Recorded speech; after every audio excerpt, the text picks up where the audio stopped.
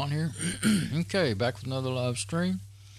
And let's see. I got my fan. I'll show you what it looks like right now. I got my little fan bolted onto the heat sink for the reach over there to it and switch mics.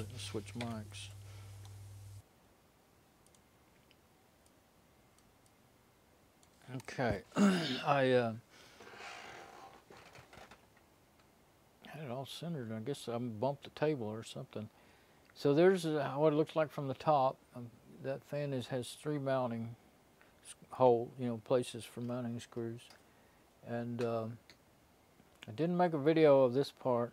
It got a few scratches on there from my grinder because I had to grind those nuts down to fairly thin in order to clear the processor. I stuck it in a box.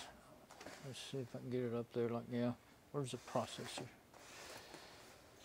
Yeah, the processor, let me get it out of the box. I'm not going to go straight to this. I didn't plan on, let me see. I'm going to stick it on. I've just got the cable, just wrapped around the fan. I did that while I was grinding on that to keep from getting that cable in the grinder. Can I get that to where I haven't really? Yeah, I had to make clearance, and I believe it looks like I may actually have that nut off the board. I really didn't want it touching it because there's traces on that board where that's what it would have been touching, is those traces. I was afraid the vibration of the fan could rub through the masking there. And then up on the top side, it's and I did all this out in the garage yesterday. Up on the top side, those 2 nuts are actually touching the corners of that extra little circuit board that the CPU is kind of mounted in, or the GPU is mounted in, the graphics processing unit. So I'm used to dealing with CPUs all the time. So anyway, that's ready, but it's ready and waiting, but I didn't. I was going to just go straight back to that, but I started realizing the IBM is it's still, it's actually not bothering me as much ever since I put the extra hard drive on it, and then I decided. I kept feeling like before that even started happening, I kept feeling like I really needed to work on that one. I thought I was just going to change out the CPU fan, and I just thought, well, I want to get that CPU fan out of there so I could put it in that one on the top. See the 2 computers behind me? The one on the top is the smaller gateway. I thought I might be able to put it in there. It actually has a different kind of a mount. Well, I think it would come off of that mounting thing, but the one in the RedBlackBioStar, which is the one on the bottom. But it actually turns out I don't think there's anything wrong with that CPU fan. It doesn't seem loud or anything. It turned out there that of course, in a couple of previous videos, I haven't made a video figuring all that out, but turned out that the GPU fan was making all that noise, I think. I'm pretty sure. So anyway, I had 2 more brand new fans because I had to buy a fan for Mom's, and I bought one that would fit right in, direct replacement for Mom's GPU for her video card. Well, so I had 2, and I bought 3 because it was $2.87 for 3, or $2.50 or something like that for 1. I don't remember what it was, but anyway, it was, I just went ahead and got the little pack of 3, and so I mean, it turned out, good, but sure, but it was 2 days. It was actually 3 days of work, I think. Yesterday, I spent about 4 or 6 hours. I can't remember. The day before, 6 hours straight. And I started out in the mornings, it wasn't so bad. Actually, yesterday morning, it wasn't bad at all. I think it was 77 when I got out there. I got up there around 7 both days. But yesterday I came in, by the time I got to be like 101 at like 11 or 12. From the day before, I stayed out there till about 2:30 or something. and it was 105 when I came in. Well, I came in and ate, took a bath, and went to bed. That's way too much of an extreme for me. I can stay in here and I grab when it gets to be, 78, 79 degrees in my room. The computers, I swear, they do something. They like use up all the oxygen or something. It seems like you feel like you just don't have any air to breathe. And when you got a bunch of them running, and if it's too hot outside, it doesn't help open the window though. So I don't know. But anyway, I'm turned around again. Okay, so that box, that's just a box that something else came in, and it looked like a good place to protect that thing. Has bubble wrap in it and stuff, so I stuck it in there. And something came yesterday or day before. I think it was yesterday. So anyway, the IBM, I stopped in the middle of, I put the 30 gigabyte hard drive in it, and it's up here, not behind me, the IBM. That's my server, my web server. Because I was thinking maybe the hard drive was what was making the 80 gig hard drive was making that noise more than the fan, the noise that was annoying me the most, more than the fan. Because it's a brand new fan that I have in it now. It is a 4-pin on a 3-pin header, but the speed control does work on this one. And but I think I've watched it when I first put it in there. It was going so slow you could see the blades, and you wouldn't feel hardly any air. And then when you work it, you can hear it speeding up. You make it work hard. So I put that other hard drive in there, and another hard drive. Hard drives make a lot of heat, and so my theory is it doesn't sound like as annoying as it did for several days now. All the time it's been in there, but I haven't done anything else with it.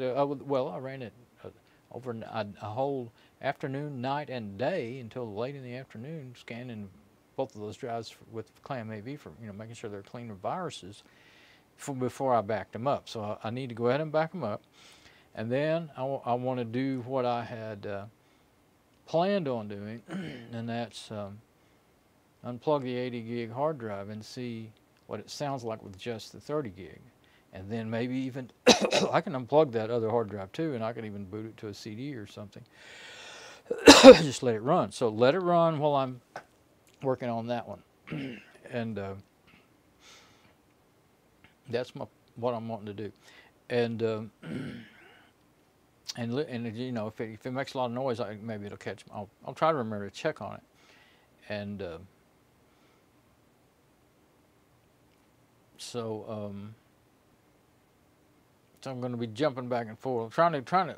I was going to say trying to kill two birds with one stone. I don't want to say that today. I'm one reason why I'm so even more distracted, or I feel more distracted.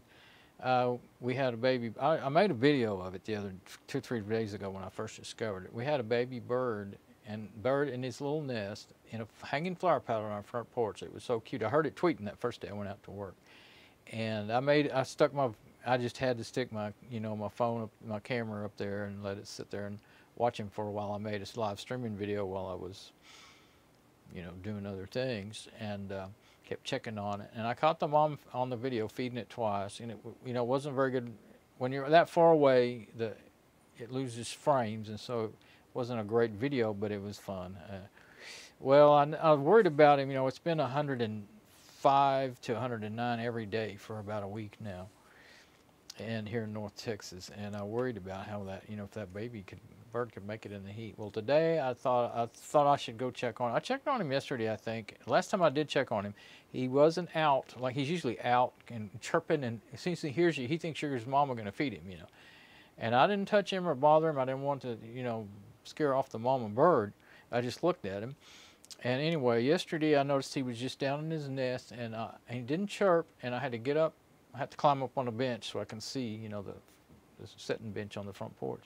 And I climbed up on the bench and looked in there, and I could see his little head and his mouth open, but he wasn't hardly chirping. I thought, boy, he seems weak, weaker. I mean, you don't know how he didn't hardly. He was like mostly skin and a little bit of feathers the first day, and I think yesterday or whenever it was, I looked at him, saw him. I thought it looked like he had some more feathers. It's amazing how fast they get feathers. And then today, I went out there at about 9 o'clock or something like that. Yeah, about 9 o'clock. And he was out of his nest, and he wasn't chirping, and he was trying to move around, but he was struggling really bad. He looked really weak. And I had my camera, and I was making a video. And he just took a few more steps. He went right up to the edge of the flower pot. I almost thought he was going to fall out. I didn't want to touch him or anything, and because well, I've always was taught that, you know, the mother, when you touch little baby animals, their birds, whatever, you know, parents may not. They'll smell you, and they'll be scared. They're scared of the babies. You know, they won't feed them. Well, I read something right after that. I read something online said that's a myth, but I've talked about this before. We found some birds at my friend's house back in years ago when my kids were, you know, young teenagers, and anyway, they either got pushed out of their nest by their mother or they fell out. It was been a dryer vent. It's a two-story house, and there was a dryer vent that really the ductwork ran between the floors, and it came out really, really high. And they fell out or got pushed out, and we put them back, and then they got pushed out again. So then we took them home because we knew that mother bird wasn't going to take care of them by then, and tried to raise them and everything. Well, try to make the long story short, they died one by one in a matter of a couple of weeks, and one of them lived long enough to get feathers and fly, and I got him taught to, I'd set him on my shoulder, and he would stand there, and then I'd give him something to eat, and then he got to where he'd fly across the room, you know, and land up on the curtain rod or something. And so if I would kind of make a motion like I usually did when I gave him something to eat, he'd fly over there and land on my shoulder, and I'd give it to him. Well, then we went off for a couple of days and went on a little 2-day trip, overnight thing, and he died. And we also found out we needed to feed him, change his feed as he got that big, and we didn't know it. But we were feeding, oddly enough, somebody we knew that rescued animals told us, you know, when they're little bitty, you could feed them cat food, and that, well, it worked for him, but the other two didn't make it. Of course, they might have been just too weak to make it anyway. So anyway, I didn't want to. I don't have any cat food anyway, but no way to get any real quick. But short story long. He was struggling. This one that was in our front porch today, this morning. I see he made a few steps, and he just looked really weak, and I was really worried about him, but I didn't want to touch him. And I didn't know what to feed him. Even if I thought about grabbing, you know, getting him, putting him in a little box, and bringing him in the house and letting him cool off. But actually, later I thought, well, you know, it's from a 95 at the time or whatever it was, 90 to 95 to 75 in here might have been too much of a shock for him anyway. Heat, you know, temperature change. Him or her, of course, I don't know which one it was. So I left it out there, you know, I didn't touch it. I didn't want to scare off the mama bird, and I started reading. I got in here online and reading up on it, and trying to find out what to feed him and stuff, because I was seriously thinking about bringing him in. And then later I thought, well, I guess, and I didn't find much. That's really weird. I mean, I hadn't tried to find that kind of information in a long time. They were telling you, oh, you shouldn't do it. You should call an authorized bird raising outfit. You know, it's like, what? Everybody, I mean, used to, I mean, back when I was young, when I was an adult, it was the most common thing in the world for people to, you know, try to rescue abandoned or injured animals, you know. But there was, I mean, not the most common. You needed to find somebody to teach you how to do it. And the person that did know how to do it, I couldn't get a hold of them for about a month, and so I couldn't get any more advice. But anyway, with those other 3 birds, or 4, I don't remember how many it was. So, so he, when I got back out there, I decided, you know, I was looking it up, and I didn't know for sure what, I knew it would, well, I found out it matters a lot exactly what kind of bird it is. You know, you can't just, some of them eat worms, some of them eat bugs and fruit, stuff like that. I can't remember all the details, but anyway, some of them you get, like the ones that need fruit, you don't want to give them worms because it's too rich for the system and it can kill them, you know. And so I, you know, I found out stuff like that, but not in a good detail, and I never could. You know, it's really amazing how similar birds are. So looking up, I had a screenshot from my video of the mama bird feeding him, and so I uploaded that, and I really wasn't sure what kind of bird it was. So I decided to go back out and check on him, and I thought, if he's still as weak as he was, I bet I may just put him in a box and get him out of that heat. And so when I went out there, he was just didn't move at all. And finally, I went and got me some. And I did find out you really don't want to, pick up wild birds these days because of bird flu, avian flu. You might get it if they have it. And that's another thing. If they did have it, it could have killed them. So that would be a natural thing. It would just be the course of nature. But he looked like he was growing and developing. He was mostly furry, feathered now, just in a couple of days. And but I don't know if it's the heat. Maybe I figure it's the heat. Just this really way more heat than we usually go 102 to 105. In the last several years. So anyway, used to the heat was in August too, not in July. But of course it's getting close to August. But anyway, I went ahead and I put on some nitrile gloves and little blue thin gloves and picked him up, and he did not move at all. His eyes were open, and and I finally realized, okay, his eyes are open and they're not moving, so he must be dead. And I finally held him, and put my finger up on his chest, because I got to think, well, you might be able to feel his heartbeat if it was still beating. I couldn't feel nothing, but I don't know for sure if you can feel that on a little bitty bird or not. Usually if you got any kind of any animal, a frog or anything in your hand, like when I was a kid and I picked up everything, when you pick them up, they're scared and their heart's beating 100 miles an hour. You can feel it, But so I put him in the box, and I just couldn't. I didn't want him to be dead, And I thought, well, maybe if he I have seen little critters, animals when they're hurt. I used to live out in the country. I've seen my share of them. I just never learned much about raising them or anything. We had some jackrabbits that the dogs found one time. We had 3 of them, I think, and 2 of them died. One of them got big enough to jump out of the box, and then he got under, and he jumped. We didn't know it, and he jumped out of the box, and he got under the stove, and there's rat poison under there, because we had a problem with field rat. A field rat got in the house, and once we lived out in the country, and a field rat got in there, and so we had putting out rat poison that a couple of years before that, but it was still there, and it killed him. So anyway, it's pretty hard to do that. There's always something that can go wrong, So anyway, I left him in the box, and there's a fan. I had a fan going in the garage to keep the computers cool, because I had my backup server turned on, because I need to hook up to the backup server before I shut this machine down. That's right. I meant to do that before I even started my video. I need to switch over. I mean, they're both running, but I didn't switch over to it. So, but now it's getting really hot. 106 now.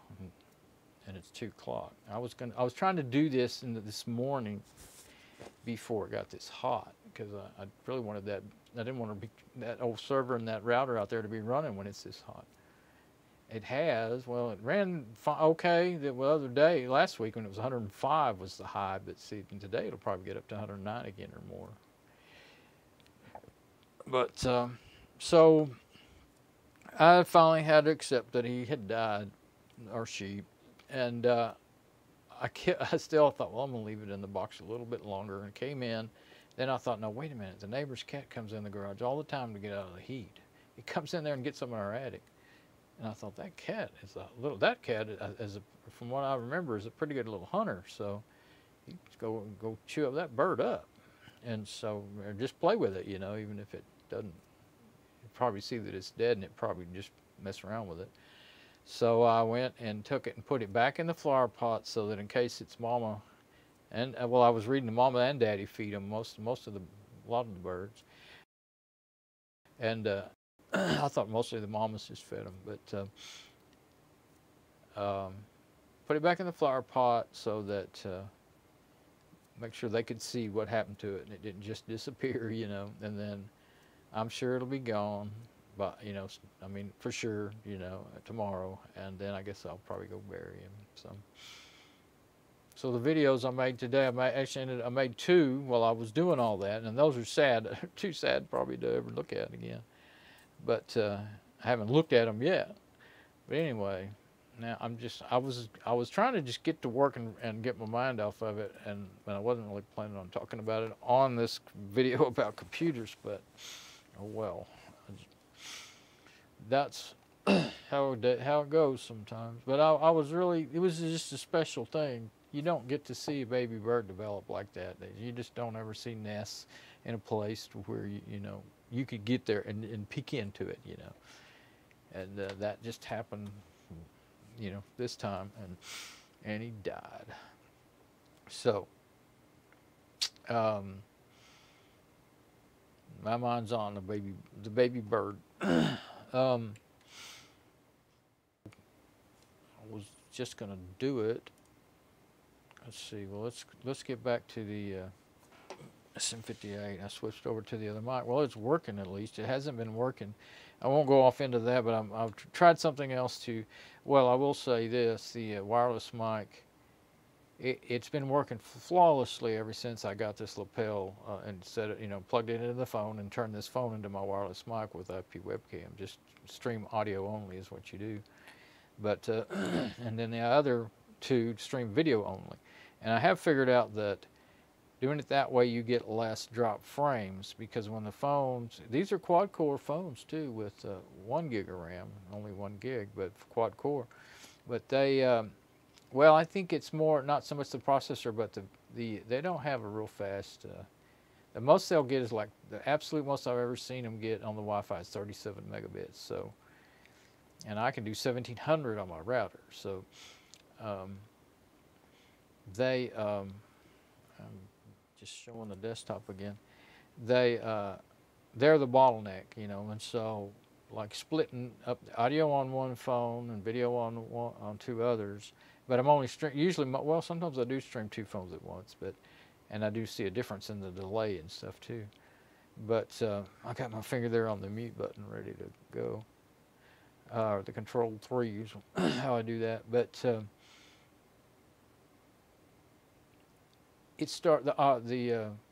the audio in the last 3 days, 3 different times, you know, not 3 days in a row, but the last 3 different times I try to use the Cam3 wireless audio, it'll work perfectly at first, and then it'll just quit. Yesterday, I did go over, not yesterday's video, but the one before. I didn't make a video yesterday because the audio dropped out, video dropped out, both, it went back and forth. I tried to fix it. Well, I switched over to camera 2 audio and video, knowing that I would have more drop frames. But what I didn't know is that, well, I guess that made it work harder too.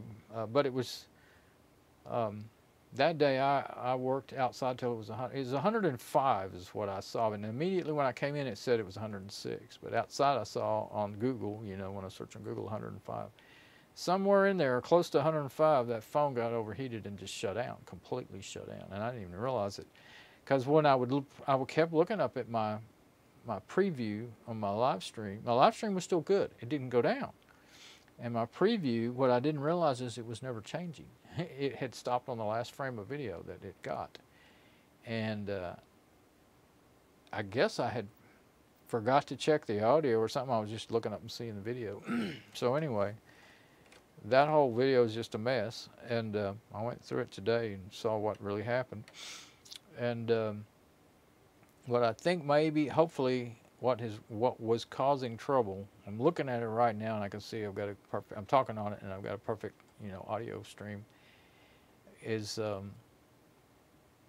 I think the other day I turned on, it's an app called All-in-One Toolbox. It's a real cool app, but it has a feature where it can auto delete the cache I noticed in the other Cam 2, it says every 1 hour. So I think I turned it on a few days ago, you know, thinking that'd be good to keep the phone from filling up the cache, because they're so close to, their onboard memory is only 4 gig, and shoot, as soon as you install a few apps, it fills it up, and so I move all the apps that I can to, well, actually all but one app you can move to the SD card, but there's still things left behind, and things that make the apps work, you know, left behind that you can't move off of the onboard flash memory. So anyway, I had it to auto clean cache, and I've been doing it for a long time on the other two I know, the ones that do video, and it helps clean it up so that it doesn't lock up from getting full. And because I've had that trouble.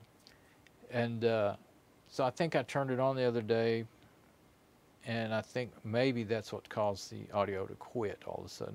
I mean, it shows that the app doesn't crash, you know, the IP webcam app. It shows that it's streaming, but it's trying, but it's not getting it. It's either that or something's gone wrong with OBS Studio. But the Bird, the first day when I streamed audio from the Bird, of the Bird, straight from Cam 2 at the same time I was streaming audio on my Cam 3, and I would talk, and then when I was done talking, I would mute it, you know. And that day is the first day I think that I remember seeing the audio quit working, and what I could do is get off of that scene and back on it, and it would work again. So that could be something. I don't know why OBS Studio would work flawlessly and then suddenly stop working right with these things, but anyway, I'm hoping that it's that auto cache deletion. I turned it off, and I'll see if it works. Of course, the thing is, you got to be, when I'm working on stuff, I'm not watching my preview, you know, my control center window for OBS, so it makes it really tricky. And you can't stand to listen to yourself on a delay, you know, can't do that. Plus it picks up on the mics and ruins the audio. You could listen to yourself on the headset, I could plug a headset into this laptop and listen to myself, but I couldn't stand it, you know. It'd be torture. So anyway, hopefully that fixed the Cam 3 audio, and I thought, well, maybe the cable's bad. So I checked the cables. I tested them I tested my mic cable to my lapel, wiggled it around everything, make sure it wasn't breaking inside, you know, the conductors weren't breaking, but it's fine. I did it on phone 2 and 3, so that's good. So now maybe I can actually get to work here. Let's get to the desktop. And I never have, I can't go back to, okay, let's go back to the mic. Okay, now we're back on the SM58. And open up the browser so that I can change my router over to forward to the port that I want. And I never had, you know, I always like to check my audio and everything at the beginning of my streams, and I never did do that. I think I'll pause that preview now. It was okay though. I was actually, by the time I just now checked it, I was on the SM58. Let's see. I showed this the other day.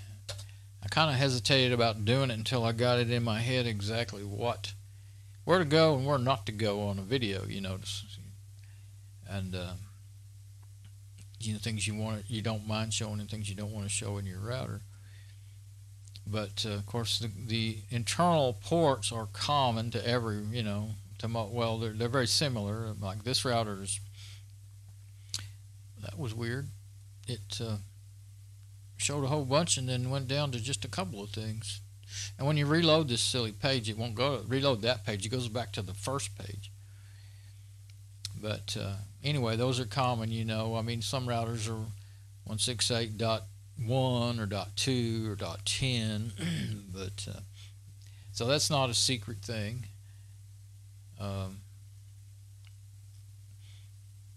Let's see.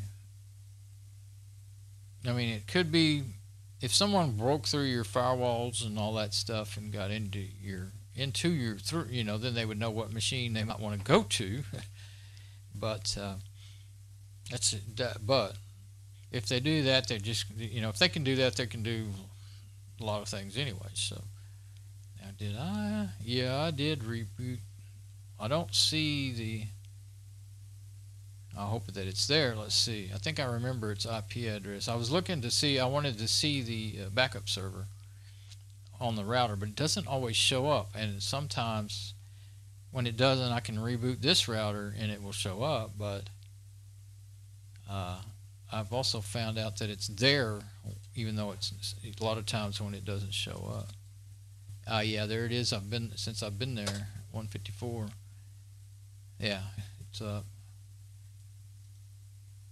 Let's see. I was going to say, oh.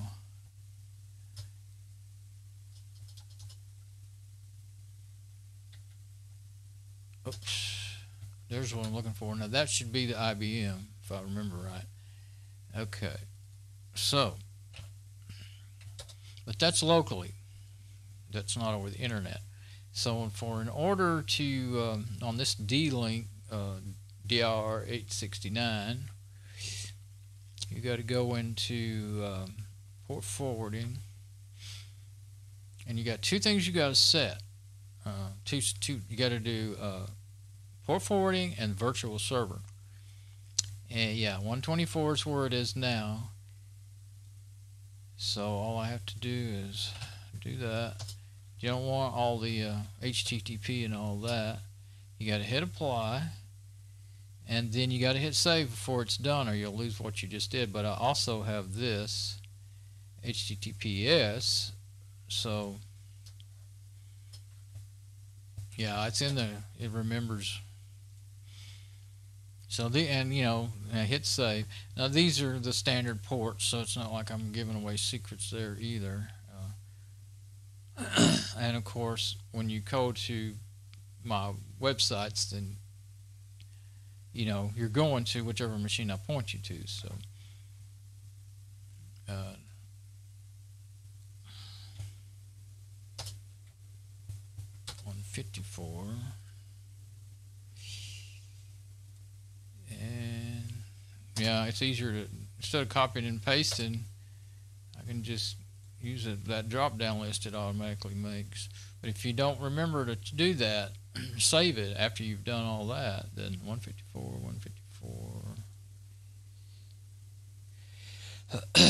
80, 443. Okay, now you don't want to go, well, let's go to Uptime Robot. The only way you can really know if you're online is to use something that can check independently. You can check from within your own network. Sometimes it will go the long route and go online and go to your server, but most of the time it's going to go the short route, even though you type in your domain name. Okay, so it didn't even it was seamless because I did it that way, and I didn't turn off my machine. It was seamless, so it's been up for 126 hours. Now, if anything had went wrong, pretty soon here that'll show it down. And actually, it seems like with this particular service here, I get the email quicker than I see it on this deal here. So, but I'll wait, because you do need to wait for, I don't remember how long it's 30 seconds, a minute, 3 minutes, how often it checks. One of the other ones it used to actually would do like 3 minutes or 30 seconds, but that was too short, and it's too often. You don't want to put that much traffic on your server, even though it's a very small amount, just a ping.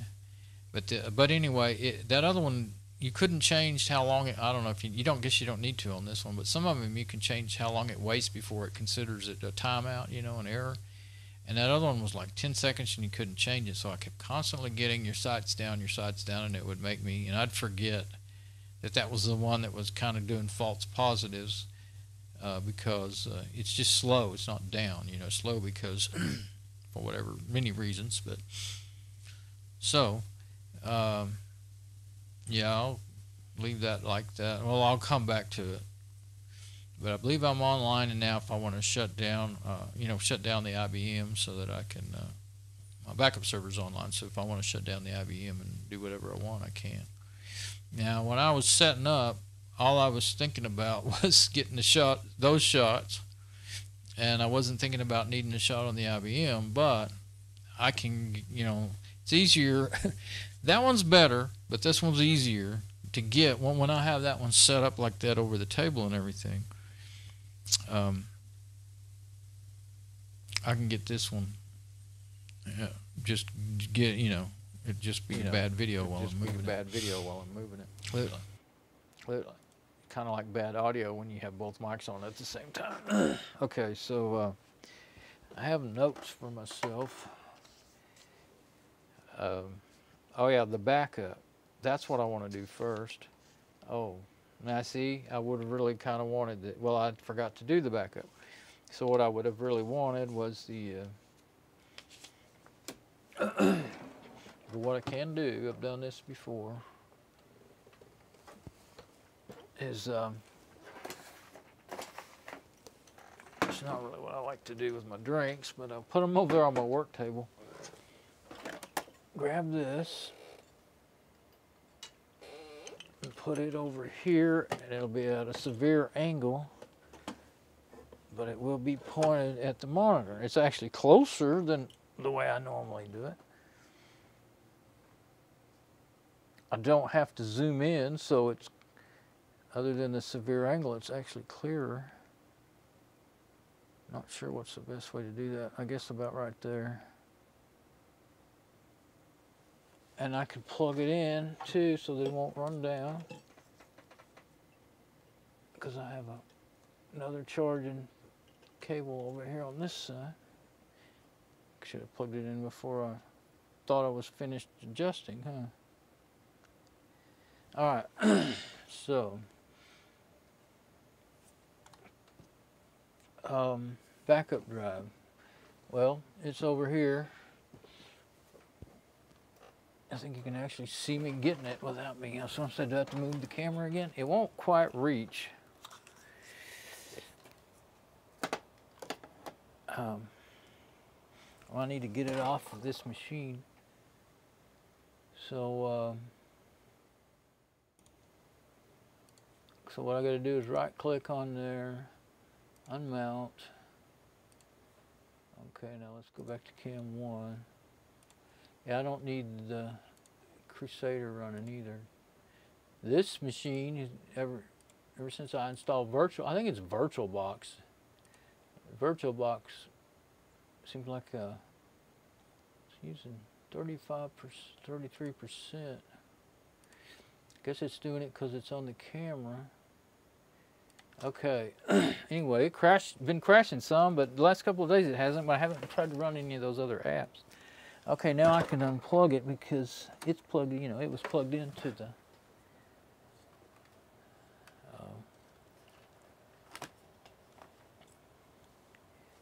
And I'm going to have to take it out of its place. There's a audio-video cable that I didn't realize was there. That's all right. We'll just put it around the way. Okay, now. Actually, I'm going to unplug that cable. I'll show it here in a minute. I'm always talking about it, but I haven't showed it. I think it's going to be better to get this power cable. I got to move it enough to.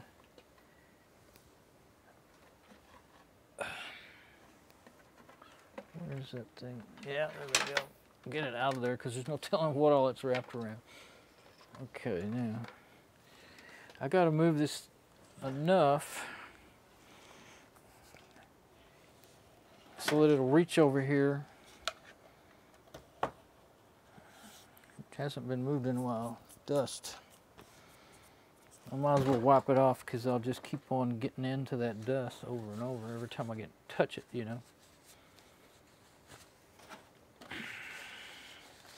It's warm.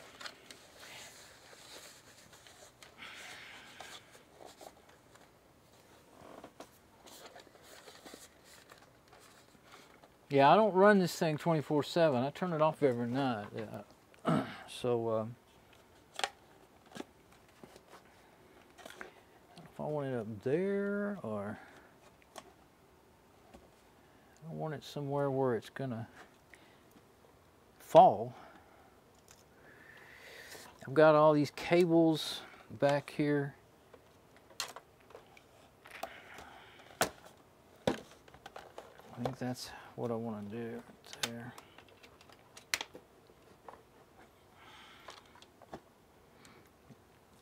Yeah, I had planned on actually just doing this before. Yeah, this cable has to be to where the it doesn't get messed, you know, interfered with by the mic. That's when I move it back and forth. So I clicked off of the preview because I think that makes the machine not work as hard. Let's see if I can show that. Well, let's go on the, I've got the endoscope plugged in.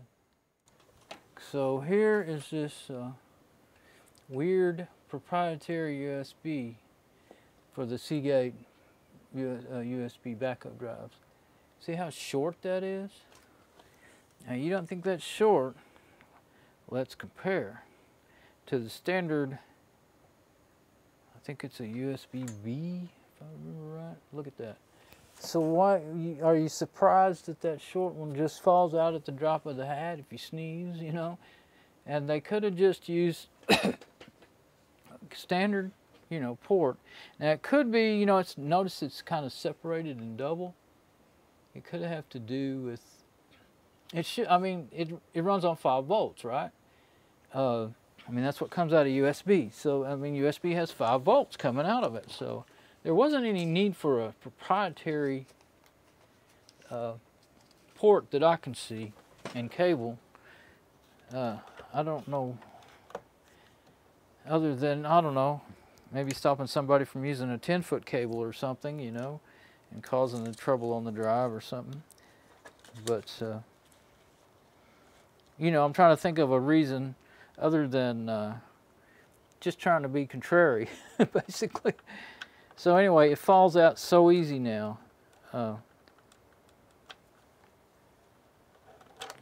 put it over here under this camera and show you. I was just plugging it in and I realized just how. Look at that. That's how much of movement. You just, I mean, you just sneeze at it and it's gonna, and it'll stay in there but lose connection. That's what happened to me once. And luckily I don't bump into it much. I mean, it's got a pretty good little grab once, but it's just so short. And the only good thing about it is it'll pull out rather than break the connector inside of there. That's about all I can say for it. But it was probably something like that, you know, that one day when I thought it was, I thought the drive had, the NTFS had gotten messed up, you know. And let's see, I think I'll put it in place again. And yeah, at first, you know, I had actually not planned to leave it in there at all. I was going to put it in my Lenovo i5 and format it for Linux. And then I realized how convenient it was to be able to just unplug it and plug it into other machines to back them up, like I'm doing right now. I mean, obviously it's not super convenient, but so I left it. But I've had to fix that NTFS partition 2 or 3 times so far, I think.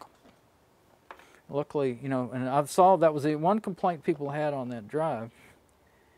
And it was from people, I'm sure, that just had no clue about how to do something like that, you know. Luckily, the error that I got when it couldn't be read told me what was wrong. And actually, I think one of the errors I saw even told me the commands. Well, yeah, I think it told me. It told you what to run, but didn't tell you the commands. You know, run the Windows fix this program. Used to be scan disk, and then you'd say, do you want to fix it? But there's a newer one now for NTFS. Well, actually, scan disk, yeah. Scan disk was for Windows 98, and that was FAT32. But anyway, I forget what they call it. Fix disk, or there's fix disk and check disk, and one's for Linux and one's for Windows. I think CHK disk is for Linux, and fixed disk might be for Windows. Oh, great. You did have your camera where you could be showing what you were doing. Yeah, when I try to get too fancy, I mess up every time. You could have at least seen my big purple shirt while I was doing that, standing up there. Okay, so it's plugged in to the IBM. Now let's see if it mounted. And that day, the time that I plugged in it, it would just reach to the IBM. And what happened was, I got it, you know, like I just showed you. I got it loose and didn't know it, and then and it was just like that. Stayed that way for about 3 days until I discovered it. And when I had plugged it into the IBM, yeah, it never mounted. And it says 31 gigabyte volume. Huh. Oh, that's not it. Well, maybe it's still not going to work. I'm starting to wonder if this IBM, you know, I've been opening it up and plugging and unplugging things. I wonder if I could have unplugged the, yeah, 31 gigabyte volume is that extra hard drive. I'm wondering if I could have unplugged the, oh wait, before I get all worried, wonder if I could unplug the front USB ports is what I was trying to say. Let's get in the Krusader. I just remember this is XFCE, not mate, and it's actually a lot different. So you can go and use whatever file manager, and as long as it sees the drive, you can just click on it and it will mount it, but it doesn't see it in here. So maybe there is something. I noticed I plugged something into it the other day and it didn't recognize. I think it was my 32 gigabyte SD card. Yeah, there's not a deal called Places on XFCE. You just have that folder and it can show you all the kind of, you know, bookmarks for all the folders. Oh, there you go, Seagate expansion drive. There we go. Well, I'm going to say open folder. So it does see it. Okay, there we go.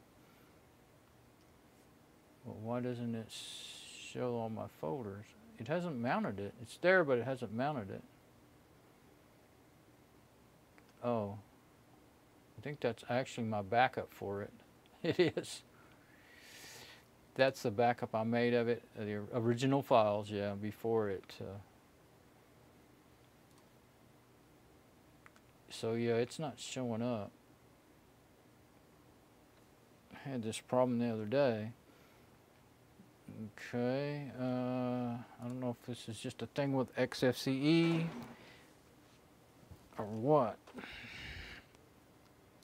I don't usually have to you know, get in the terminal and mount and unmount. I don't like to do that sort of stuff.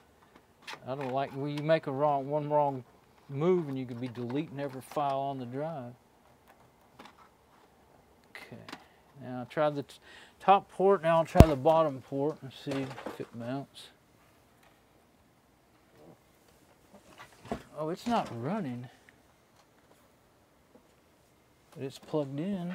The little blue light's not on. Well, maybe that blue light only comes on when it's mounted. I'm going to unplug power from it. I've got it, you know, I didn't unplug it from the power strip down there. Well, I thought the light meant that it was on. It means that it's running, evidently. Yeah, it's still plugged in, still on. Now, I've got it in a position where I might have to move it a little more, but I can plug it into the back of there. If I get some of this stuff out of the way, at least. I'm going to try that before I go any further into it. Because not being able to back that up. And see, I tried to back up over the network, and it crashed my computer the other day on two different apps. My Lenovo i5, so there's something really weird going on there that's abnormal. Now let's see if I can just feel my way to. Watch out, I'm going to unplug my route modem. I was moving it around. See if I can feel my way to the USBs.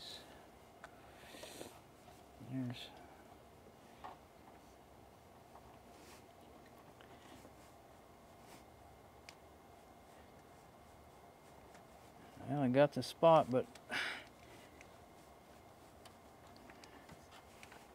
I don't know how many rows of USBs there are back there.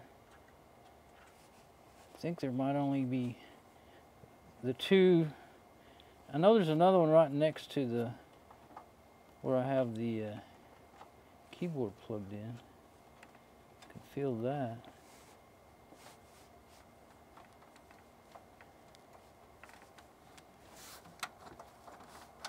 I'm gonna unplug it from the front, get it plugged in, and then try it. Let's see. It's really hard to do.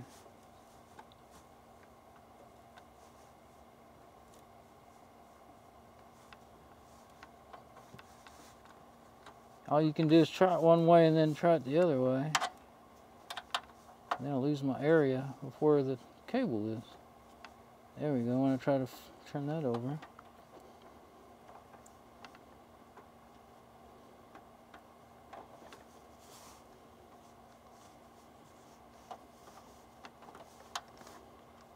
It does not feel like there's more than one row of them, unless there's like a row up. Sometimes, you know, they'll have a row up high and a row down low. I don't think so. Okay, I think what I can do then is move the mouse one in.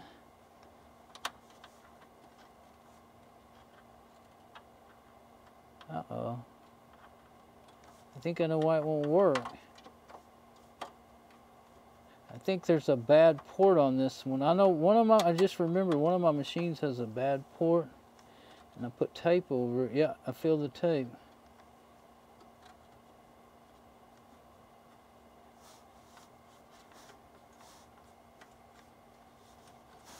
It has a bad USB port.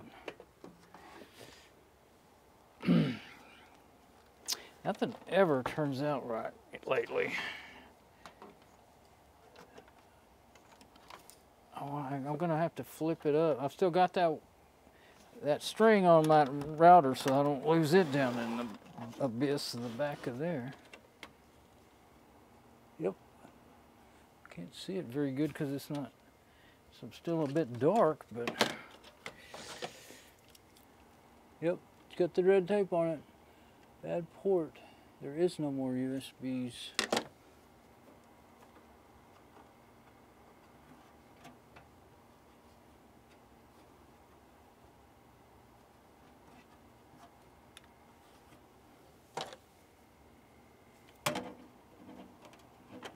Wait a minute, is that USB? Yep. This is one that has a couple down towards the bottom and then two up towards the top. What to do with the cable? Now if it works in there, then I got a problem with my front USB ports, and it probably that I just unplugged them on accident.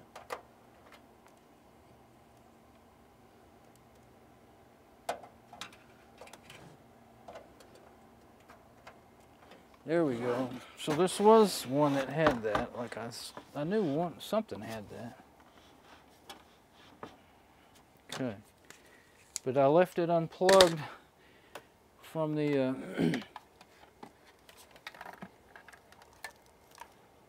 my string got kind of stretched. I left it unplugged from the hard drive on so that it's let's do the power. I'll unplug the power, and because that might make a difference. Okay, plug in the USB, and then because that's how I turn it off at night. Is I just turn the power strip off to it. Okay, it lit up.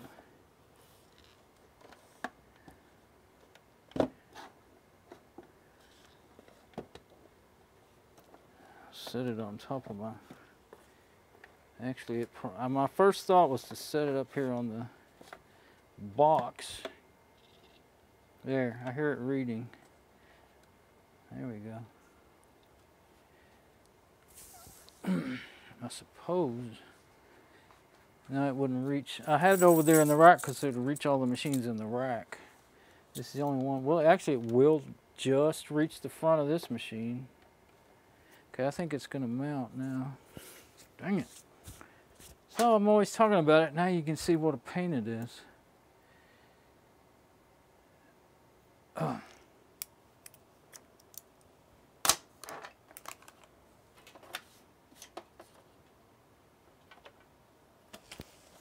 Oh, I hope I didn't lose my audio. Let's check and see. Yep, Seagate expansion drive, it's there. Okay, so there's something going on with those front ports. I might have accidentally knocked loose the cable for that. Moving things around, or else they're like, I don't know if I've ever plugged this thing into a 1.1 port. I mean, they're 1.1 ports and they won't work with that drive or something like that. But I just put, let's see. I'll put my, this one's old enough that it should work. I think I put that in there the other day and it wouldn't read it.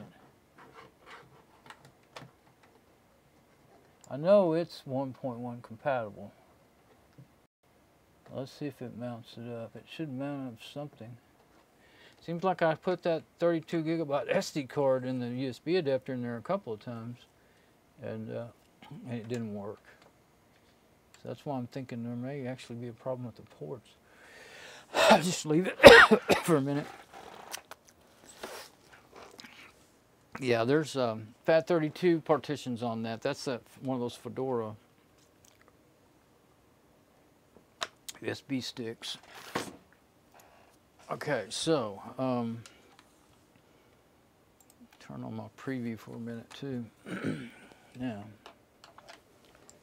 it's kind of in the way of me getting back to the other machine. Since I went through so much trouble, I want to make sure I didn't mess anything up before I just keep on going.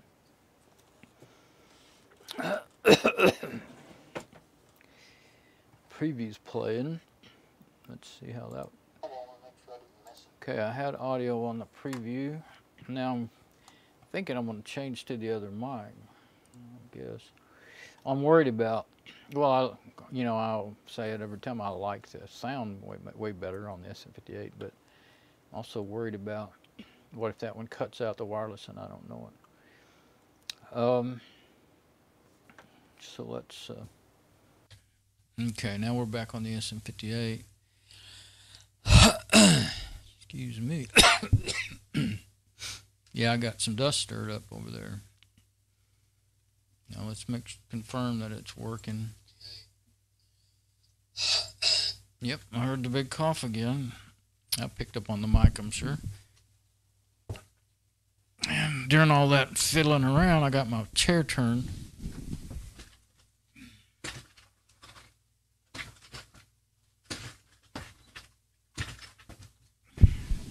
This base to this chair, it's been a real good chair, really. I've had it for, I don't know, at least 15 years. But the base is plastic and where the wheels go in, and it's finally worn out to the point that they're just, one time one of them just fell out. But so they don't swivel, and it fights me.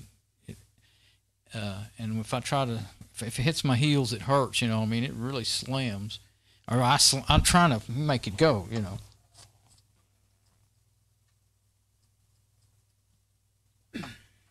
Trying to make it go where I want it, and it's on carpet. I'm on carpet in here, so which I always liked because the chair will sit still better than it is. Like out in the garage, it's concrete, and the chairs won't sit still, and they're always rolling out from under you. Prop your feet up, and next thing you know, the chair's rolling back. All right, so I'm going to get Krusader going. Seagate is mounted. Yeah, that USB stick never did mount. Let's take it out now. I think there's something wrong. Hopefully I just hope that I messed up and unplugged the cable, bumped the cable or something and knocked it loose. Otherwise the front USB ports have gone out on this thing for some reason. Okay, so I've got it. It's already, the last time I had a Krusader open, it was on that Windows drive. Okay. And there's not a lot in there, but that's what I'll back up first since that's where I am. The left side's a little bit cut off. This machine always does that.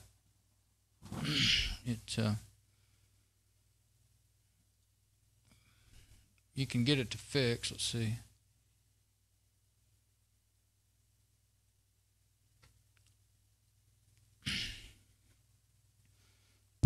Okay, yeah, went ahead and mounted the Seagate drive.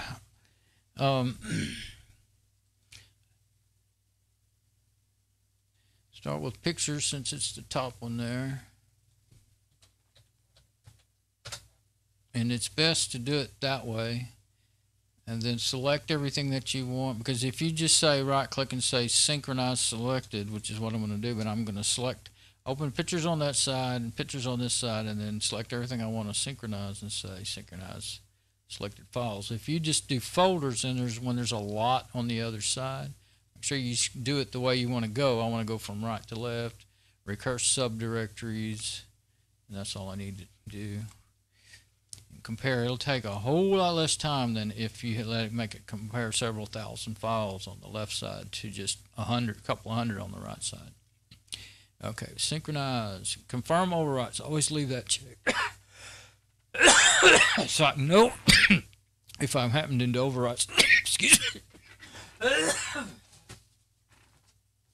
Overwrite something older than, you know, something with an older file. I don't want to do that. Okay, so start, and looks like most of these weren't there yet. So I thought they might have already been there.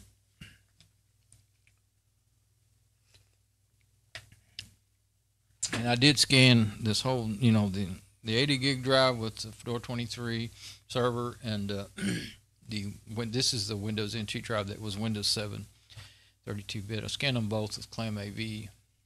See what's in downloads. Nothing. Okay.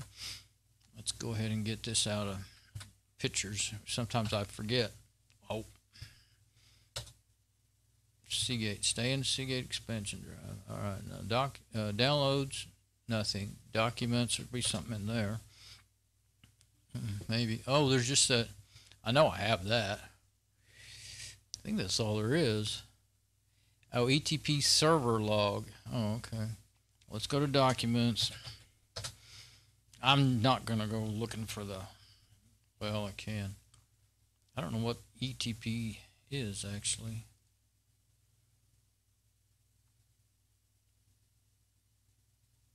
Well, let's put it in Fedora 23 server. That's where it's coming from.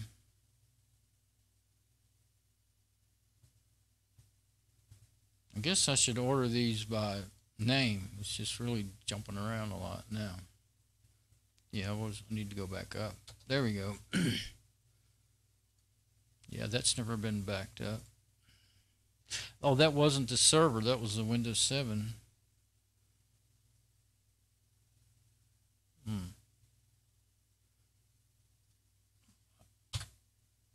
I was just going to put it on the basic documents folder since it's kind of a random thing. Might have been the best idea. Just do that. I'll just do them both that way because it's just going to take forever to find the right folder. And especially if I'm going to mess up, just those two files, they're already there, nothing to do. Okay, so because I did that last time. Same way. Okay, now then, videos. I don't think there's any videos. Pictures already did. I don't think there's going to be any music. Yeah, it was just a 30 gig drive, so I didn't have room to put stuff on it. And I don't think I need. I've looked through this drive a bunch of times. I don't think there's anything any other users. Well, let's double check. Sometimes I might have some pictures or something from NVIDIA. It's just part of a program that came with NVIDIA driver. Oh, those are games. Not really sure. I think I must have I installed the driver and got that stuff. Just went in there. That's what you gotta love, all these links, you know, instead of just the folders. All they do is make you go in the same place over and over. I guess they're useful. I never did really quite understand why they did it that way. It always just ran me in circles.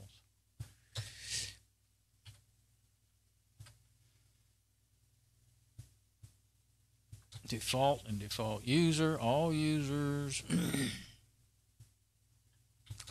Sometimes some of these other users, I might have screenshots in there or something, you know, or downloads. With the downloads, I don't really want on the Windows anyway. The sample music and all that stuff, I don't want. Maybe default user is actually default. Might be.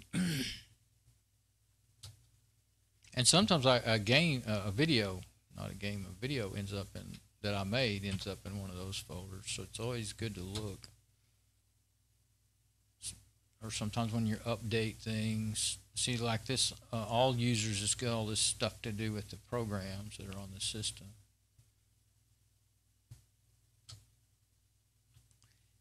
Not even any favorites in there.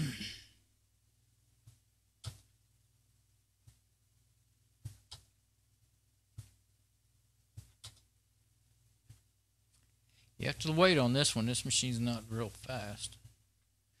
Okay, that's all I need. Don't think there's anything else in here that I want out of this thing. Rescue CD logs. Those were probably useful. Well, I looked at them the other day, so I don't really need that. System reserve, that's just, you know, the system, some system files. I thought some of those might be useful for fixing a broken system, you know, copying over that. They probably wouldn't work. I opened them up even and tried to open up in a text viewer, and they couldn't be read. They were coded, you know. You'd have to have a program, an IDE that'll work with those kind of files. Now, I want, got to get all the way back to home, which I'll just do that. Click on the little button that takes me there. Downloads. I'm not sure. Oh, okay. Yeah. Now I think I do want to go, but last modified. Now these I want to get in the right folders, or else I will be just doubling up.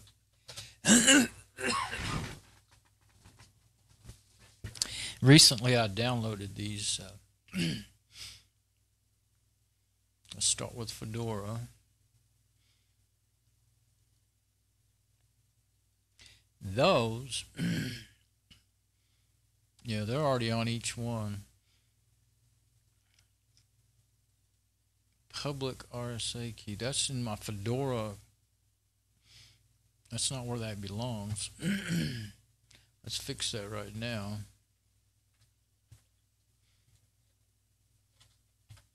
Before I forget.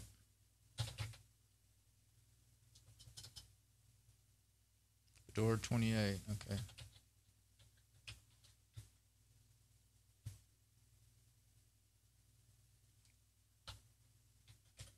$28.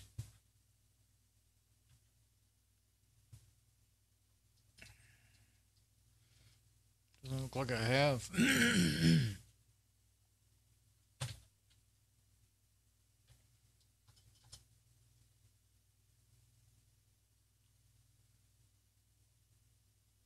No, it's not just, yeah, it's not just Fedora 28. Oh, I'm still in downloads. I meant to go to documents. Now I'll put it in there. I'll sync it in case it's already there. I don't know if it is or not. No, if it wasn't. I wanted to get that. Excuse me. I think it's, I know it's on my little SD card, but I made those the other day.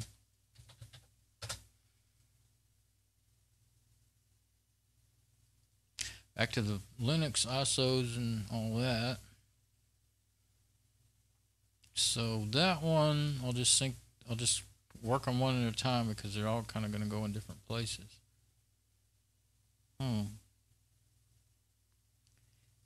Wouldn't expect it to. Oh, okay. Do you want to override a new name? Skip. Override or new name, skip. Those are going to be the same files. Yeah, same size. 732, July 11th. Oh, 732. Tuesday. It says Tuesday instead of the date. Okay, well, that should be good. Now then, Fedora 28. Don't I have a Fedora 28 folder? How come I don't have a Fedora 28 folder in there?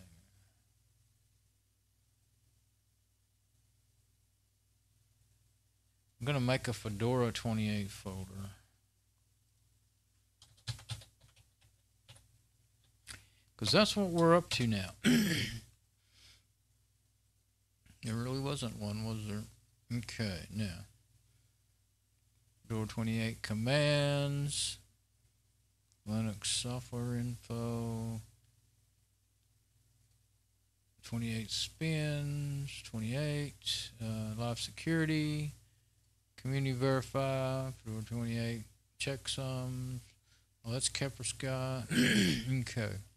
Or Kaspersky. Now, let's, it's actually, I think, yeah, there's nothing in that folder, so it's actually quicker to copy if you don't have to do any syncing. That's 3.2 gigabytes, so. Yeah, see, this is what I'm always talking about. See that little, you know, what's going on tab there? That, is not what it does anymore. It's got a little progress bar up there, and I'm not so sure you can see. Now I can go ahead and go out of that folder and won't disturb that. Actually, I may want to, no, I don't want to stay in that folder. It won't disturb that transfer. You can move it around, whatever you want to do, and and actually keep you from messing up too if you get away from it, you know. Linux software info, what is that? Oh, fail to ban, all that stuff. But it's not the actual programs, so let's put it in documents. Oh, wait, let's see if I have any more. I don't think I have any more ISOs. Well, I do have that. Oh, I hate when you do that. Now I don't even know where I was. Downloads. I don't know why it does that. I guess it's because this machine's slow and I'm trying to move too fast and it gets things out of whack. Okay. I'm still in Linux. I don't have a Kaspersky folder in here. I don't have a lot of my download. All my Linux downloads and stuff are on my old machine, the one that RedBlackBioStar. The older ones. I do keep everything. Some of it gets outdated, you know, where it's really not of any use, like old virus scanners, but this is actually a new one. Okay. Let's just get the name. Right click, properties.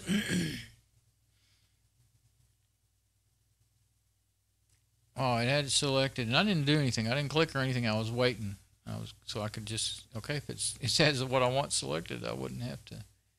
Okay, make a directory. Now this machine won't be able to handle a whole heck of a lot of copying, you know, and stuff at the same time. It's one thing about being in alphabetical order. Hard for me to find where I was, but if I put it up, the newest one's on top, then I've got it. Let's see. I think it'll be all right. Just start another one. I'm going to go ahead and start this one. It's only 525 megabytes, so it should be. See, it'll be in its own little window. Now I'm used to that, and I've gotten to where I like. You know, I like it like that. I never really had a problem with it, and now it just has that one bar up there. I don't know. Maybe having the separate processes makes it use more memory, and the other way does less. I don't know why. I don't know why they changed it. But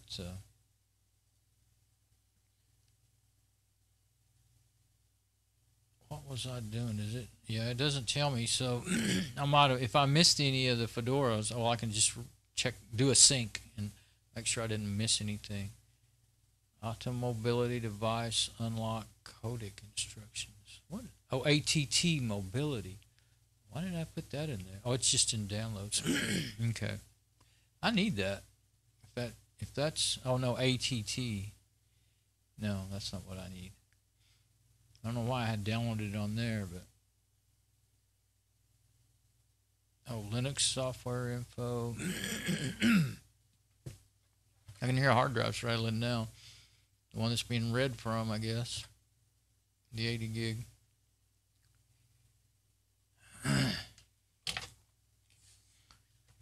Boy, I would have been. This is a way longer process than I was expecting. I'd forgotten I had some good sized files.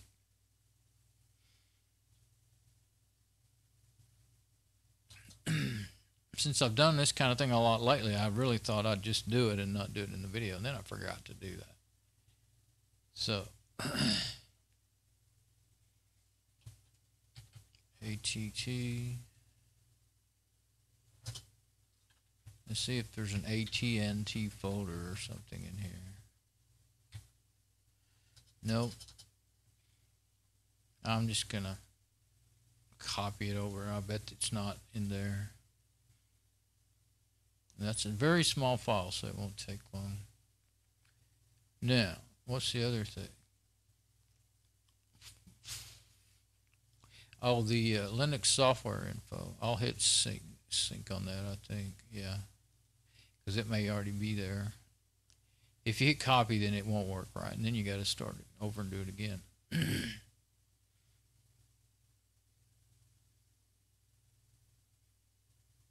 Oh yeah, I got to hit compare. Okay. I was like, why isn't it doing anything?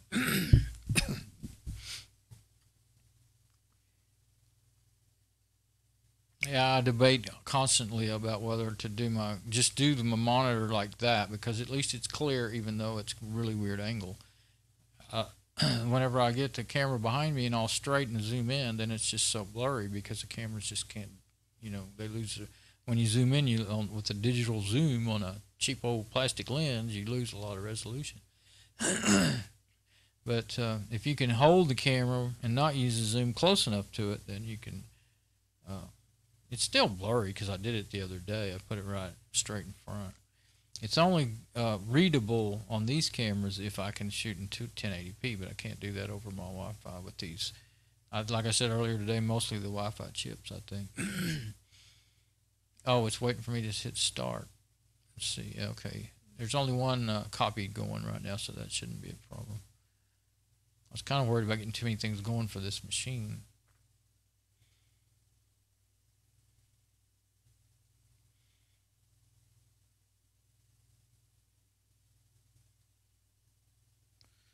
Okay, and then, that says Google and Gmail info theta. Let's see. Well, I'll put that in the right folder then.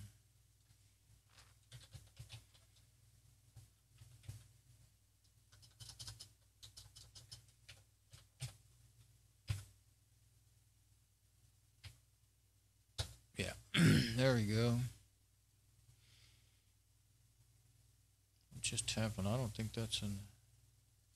I don't think that left side went where I intended to go. I think I clicked too many times when it wasn't done yet.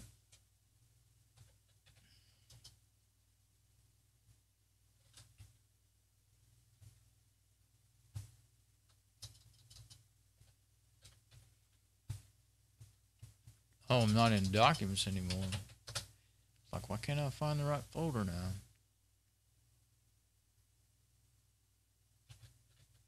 I don't even really look. I just expect it to do it,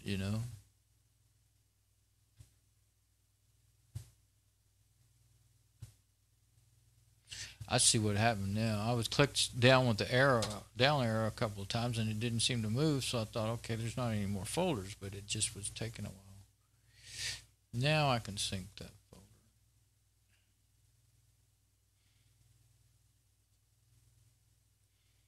It would be more convenient to set up lucky backup profiles, but it takes a long time to set them up. Looks like it's already, yeah, nothing to do. It's all already there. Okay, I'm at 70% now on that one. So we're doing okay.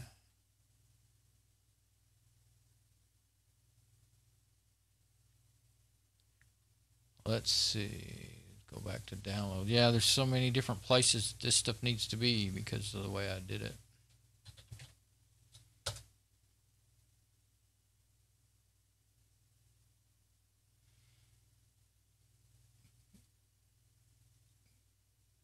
Because of the way I saved things onto this drive as I did it. Phoronix Test Suite. I guess I didn't have that. Yeah, that's the new version of it that I downloaded and put on this IBM server the other day. All right, the server I may need. The live security. Let's see. I only got 3.1 gigabyte. I'm thinking I need to, clear up some space on here. I'm gonna get off that drive. It always makes me nervous to be on a backup drive and start deleting stuff in case I'm accidentally forget and get on the wrong side and click delete. So yeah, there's live security, Fedora spins, Fedora Labs. I copied the Kaspersky over. Well, that I could perhaps need. I can't make a. Oh, that's but. Oh yeah, I can't even make a USB stick on my Fedora 28 right now. There's something wrong with all that. Neither one. UNet booting won't work. Fedora Media Router won't work. So that's why I've been leaving these on here. But Make Compiz is already on there. I can always copy them back, but it's, as you can see, it's ended up being a real pain. I can't use the network. That crashes the Lenovo i5, so I have to move this thing and plug it in. But that's getting to be too much space missing there, so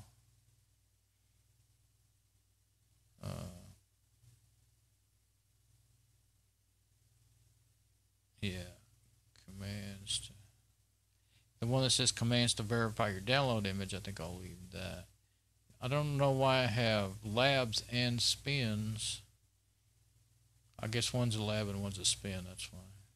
Yeah, live security is on the labs and spins is, or whichever way. They kept going back and forth between that, but I don't need the checksum file. That's what I'm talking about.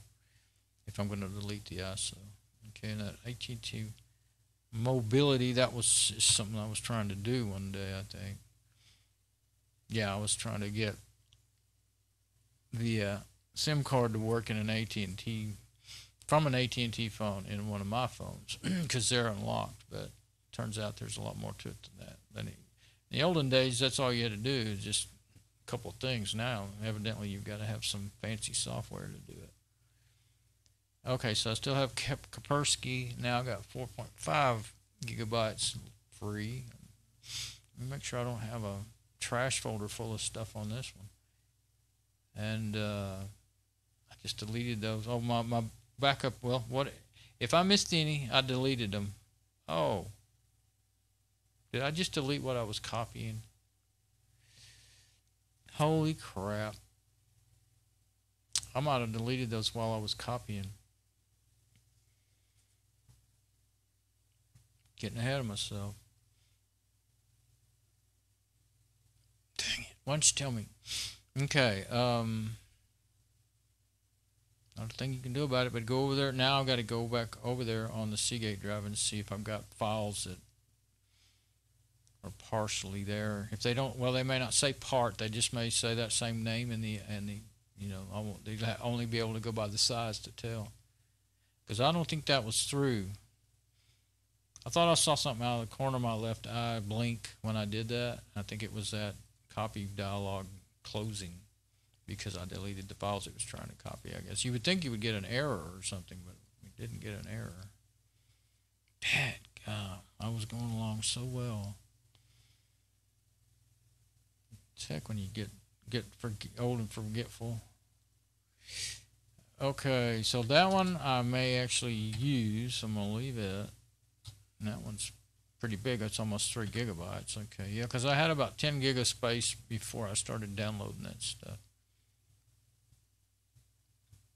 Okay, and the rest is not very, those are the two things that are very big at all. Leave that like that. Go back to the Seagate Backup Drive.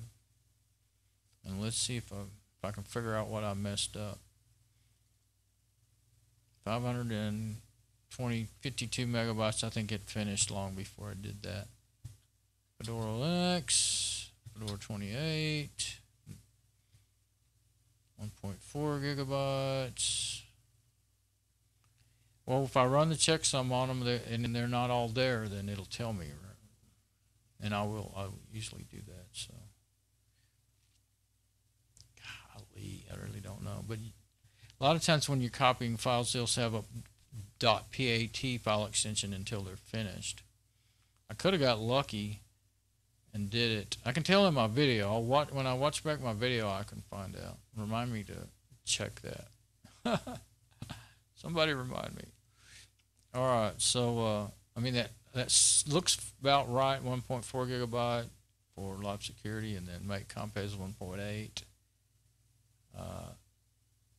I wasn't copying the i386 server because I already had it on here. I actually had downloaded it on here first.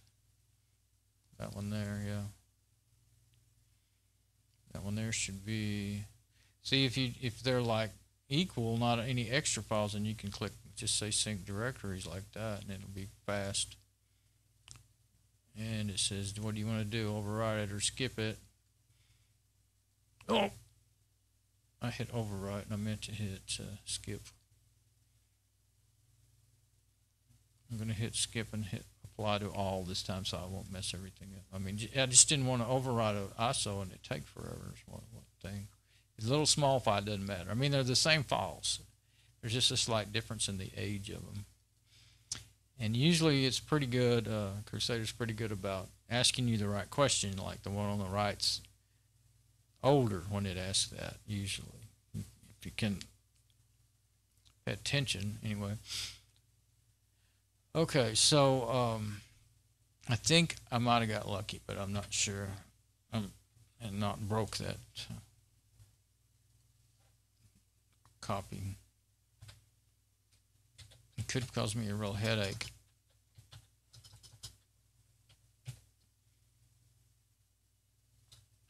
Down the road.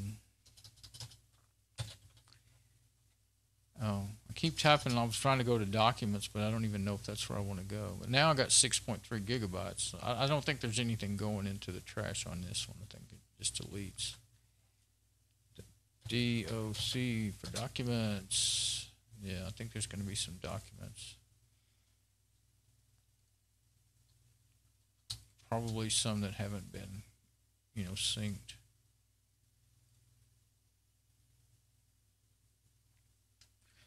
We'll see. I'm already getting hungry again. Well, I get not already. It's 3:07, and I had lunch. I got up early again, and I had lunch at. I don't remember when I had lunch. Okay, now. This document is Friday, May 27th. This one is Wednesday, January 06th. That's 16. That's 16 as well. So this one's newer on the left. So I'm going to say skip. Since it's the server, probably the ones on my backup drive are going to be the newer ones. Sometimes it'll flop on you, though. So it's not always the best thing to do to say skip everything. But when there's a bunch of files and maybe they're not that super important, then I do that. Just as long as it's the same file, but, well, the thing is, okay, if it's a document, an ODF document or something, you want the newest version, right? Most likely. And so that's when you might be shooting yourself in the foot. But one good thing is, well, it depends. Like if it's a document that's on your main machine, and the next time you do Lucky Backup, it'll fix it back. But it all depends. I used to go around and around and around trying to get all that stuff perfect, and I don't try as hard as I used to because you wear yourself out, and half the time you never even find out. Now there's the original files for the Seagate drive. I wonder if I've ever...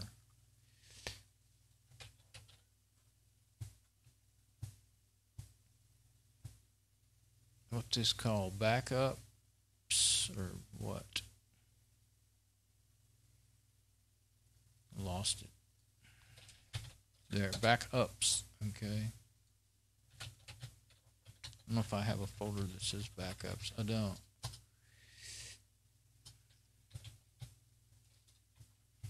Now that's the actual folder on the Seagate drive. I don't want to put it there.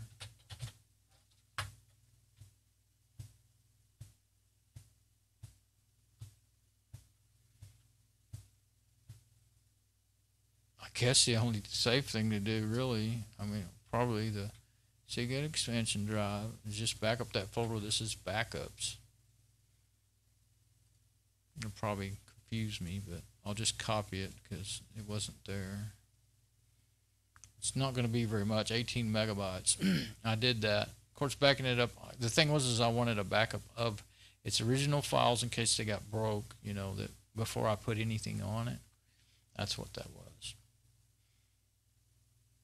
Okay, now put this in alphabetical order so I can kind of skip. I don't want any of these. Anything I could possibly want would be like Firefox bookmarks out of here, which I might want. But I should have a folder for that. Let's see.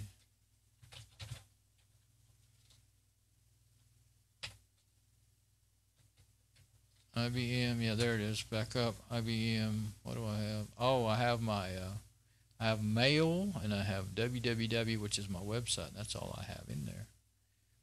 Okay.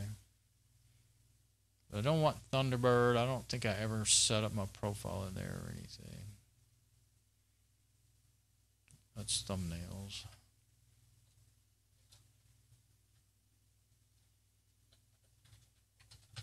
Oh, I don't have Thunderbird. I don't think it's even, if it's installed, it's never been open. Okay.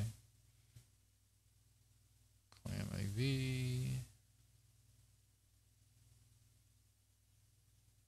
I saw thumbnails and thought it said Thunderbird evidently. Wireshark. I put that on there. That's a streaming app, which I don't remember if it's one I had trouble with. I don't know if I ever got it working or not. Let's see. Backups. Downloads, Firefox developers, mail. Oh, that's why there's a mail folder in there. But that's a, no, it's empty. Really, if I'm going to get those bookmarks, well, they should have been backed up.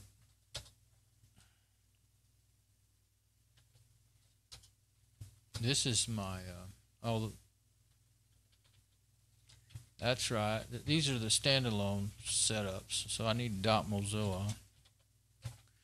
That's where the any automatic JSON backups would be or anything.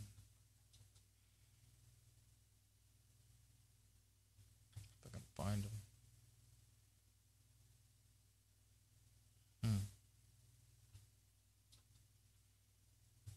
I don't see the profiles.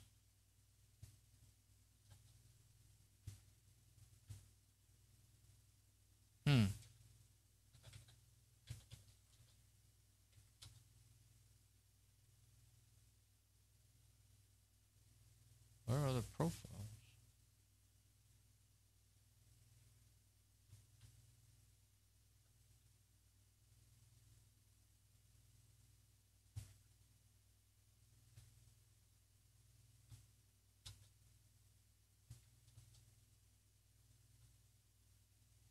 Yeah, these are just the files to run the program.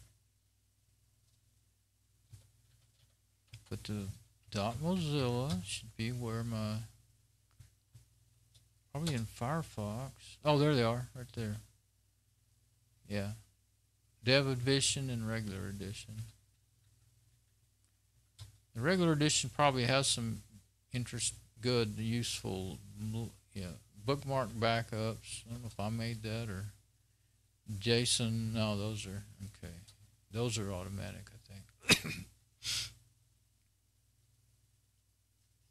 7818. See, it don't do it very often.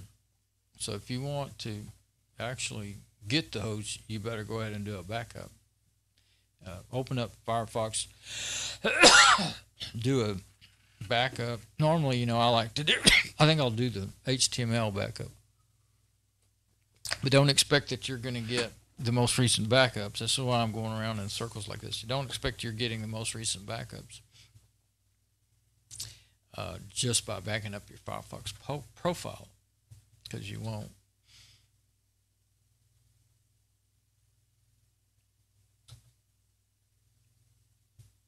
And 323.17. I thought it backed that up way. That must be manual. You must have to do that manually. Those can't be automatic. Well, I don't put bookmarks in here very often at all, especially like the Firefox developer version. Yeah.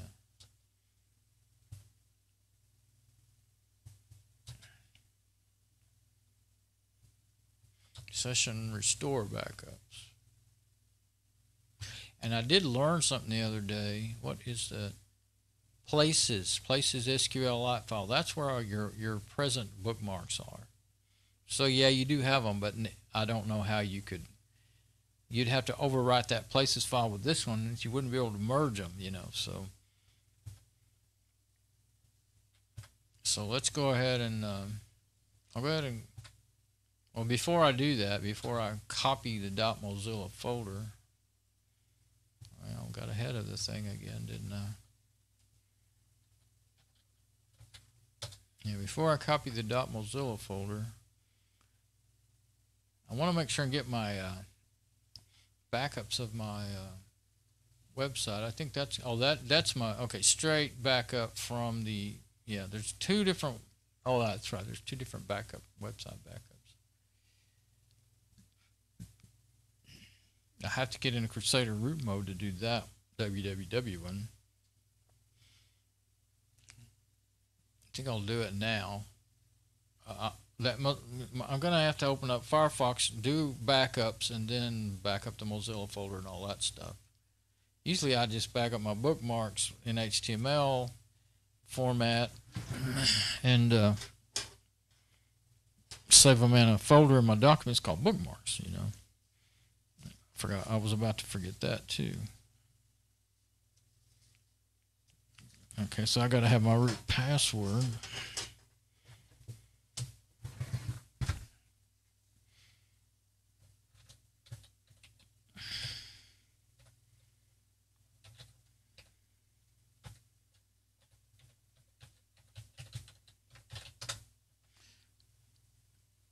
See, I am going to go ahead and back up my get it typed right. I'll wait. I won't close this one. I'm going to close this one. I have to take it easy on this machine. So, okay, yeah. But I'll close the regular version. That way I'll still have my folders there. Now I want to go right to, can't remember. Yeah, I think it's var www. Yep. That's where your website resides. I think there's a mail folder in here too. Yep. Yep. Oh, that's a shortcut. Well, I'll go to it instead of trying to. I don't know if that shortcut will work. Synchronize selected files, and see you need to do this in root.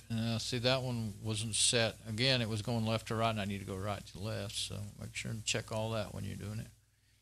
Subdirectories, compare. There probably won't be much to do. I haven't updated, you know, I don't update the website very often. Everything's set and, you know, just ready to go. I mean, needs to be left alone. But there's lots of files in there. So I want to make darn sure I get that backed up before I end up reformatting or changing, you know, trying to reformat, make a new, you know, use a new drive or anything like that.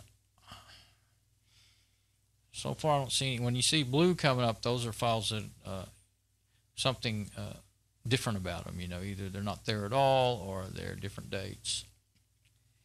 And so far all I see is black.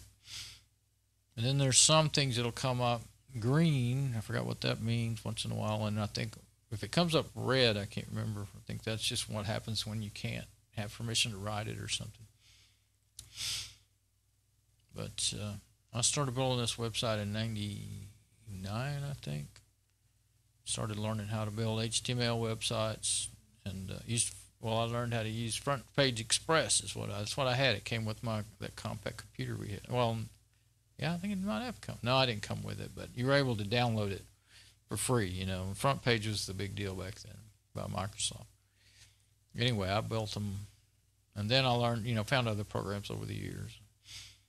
Now I have there's one that I use, Composer, Kompozer. That's the one I've been using for years now in Linux. It's much like the functionality of the old, something like Front Page, but it's got some really cool features.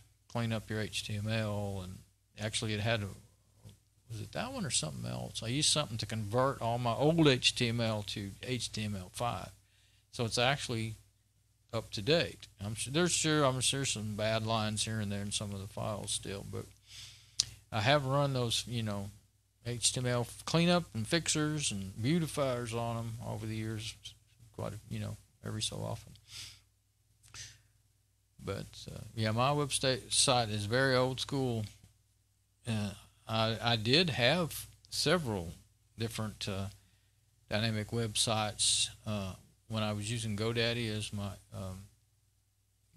host before I started doing my own server, and I was able to just set it. You just kind of click, point and click, and they set it up for you. And then I always wanted to do that on my own server, but boy, it's really a lot of work. You got to end up, when you do it all yourself, you can install easily. You just go into the package manager, install Drupal or whatever you want that they have in there. Drupal was the one that I liked. But then to get it all working, you got to edit config files, and then to keep it updated and safe from attacks, you've got to constantly be fighting with that stuff. So I just haven't ever done it again. I've built them up and tested them out and stuff, and then maybe had them mostly working and then never really put them online, Well, I didn't think I was going to have to wait this long on this, but this machine, I could try opening up Firefox, I guess. I don't know if it can handle. While it's scanning like that in Krusader to do a sync, it's really working the machine hard. So it's not usually. Sometimes you can bring it to a halt on one of these older machines, because this is a 2.5 gigahertz Celeron with 2 gig of RAM, which is the most it can run with. Recognize. It's great for a server, but it's not. Can't do a lot of hard work with it either. Not with Fedora 23. Now, if I had Debian 8, I would think it would be just about as good with the Debian 9 on it. If I was running Debian, then it would be a lot faster. But I like Fedora. I like Fedora better, and Fedora comes with SE Linux, Security Linux, and I just feel like that's a whole lot safer to have that than to just rely on file, user permissions and file permissions for your security. So. And there's a few other apps like Fail to Ban and stuff like that I have on here and on my Debian my backup server is Debian. But I didn't think that. Okay, I'm going to switch back to my main machine because that reminds me I never really checked in on my. Or I can check in again on my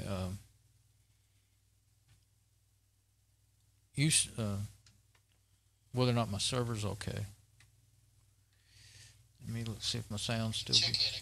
Yep, it's okay. That sound is turned way up on the laptop. Okay.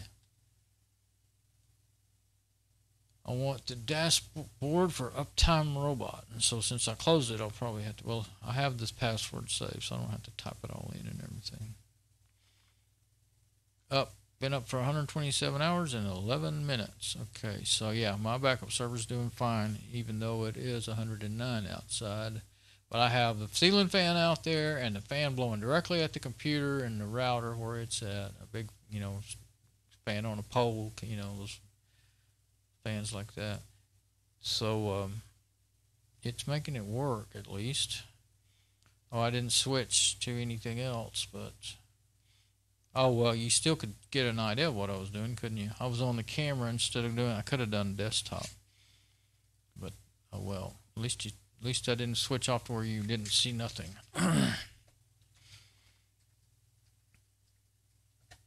So, is it done yet? Nope, it is still scanning. Man, I didn't think it'd take that long. But there's, like I said, a whole lot of files.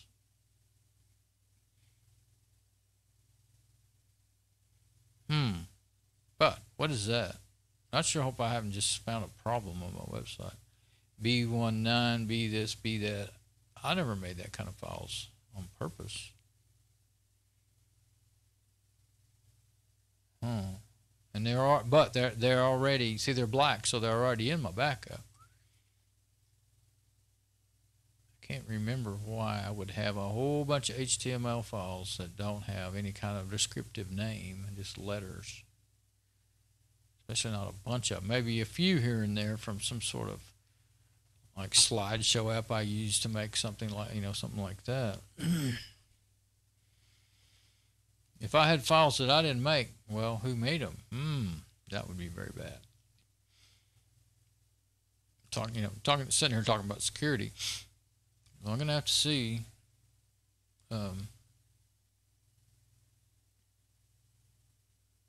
Actually, why don't I go in there? I can't tell what folder though. Can I make that big enough to tell what folder?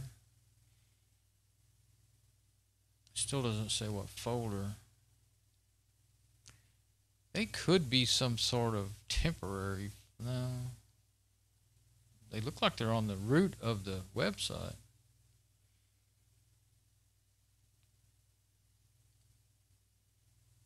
Go back to smaller because I don't know how hard that is on the machine to make that full screen. Let's see.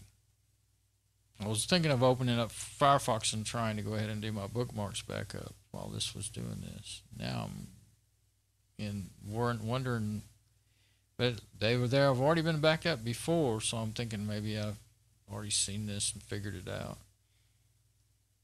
Let's see if I can open up Krusader again without the thing going kaplooey.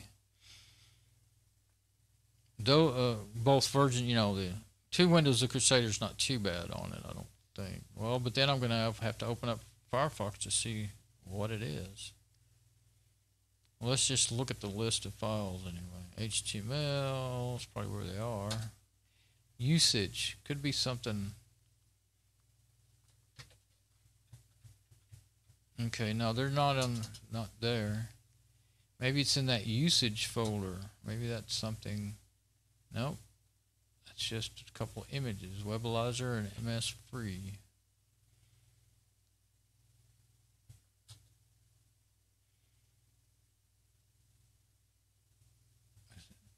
See, I shouldn't have anything that can make files on there, like dynamic websites do,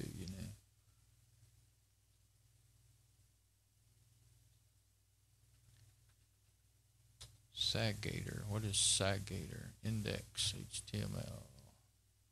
Don't remember it. Saggator, S-A-G-A-T-O-R. It's probably something like I used, counters or something in that order.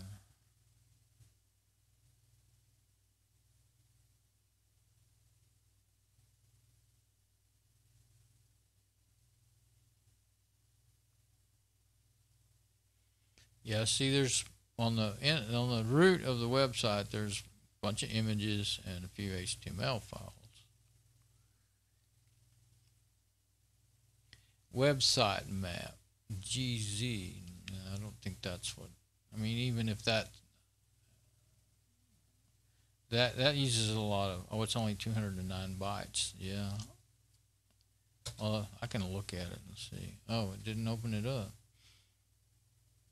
Usually Krusader can open up. Well, I'm going to cancel that for right now while this is working. Yeah, see, slowing down. Maybe done. No, not yet.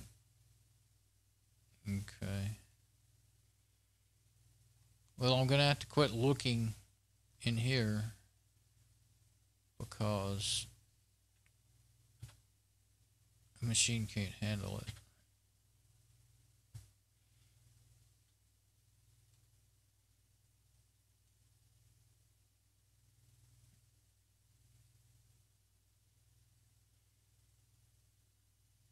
And it won't get done if I keep working it too hard. And it looks like it's getting pretty close to the end now. The little slider, it moves on down as it goes, you know.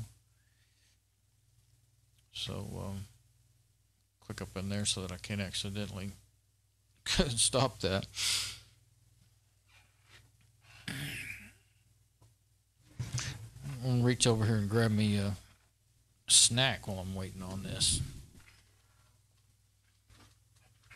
Snack amongst yourselves.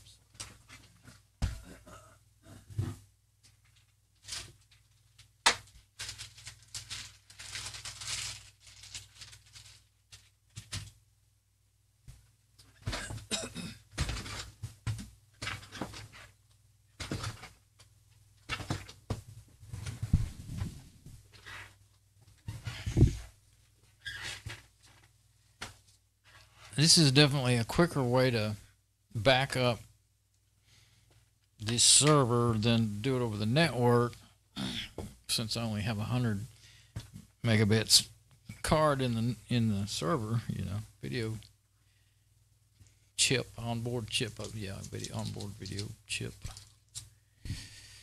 Not gonna eat chips, so I'm gonna eat a little bitty piece of chocolate with some cashews.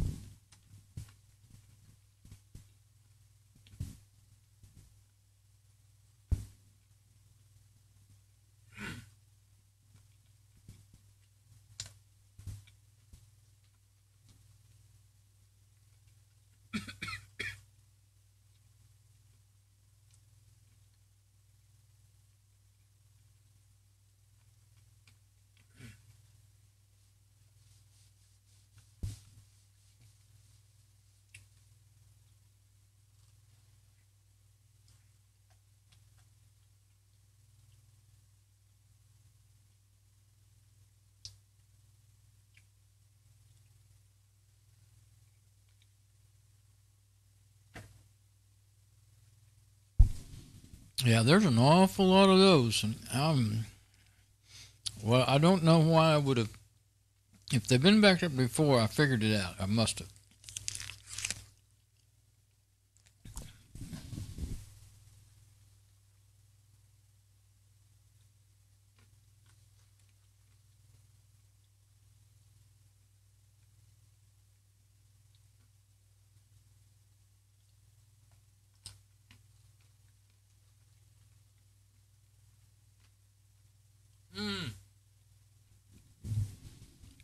HTML Bible.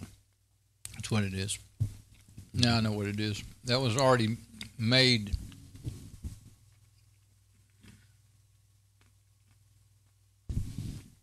Sorry, I'm crunching.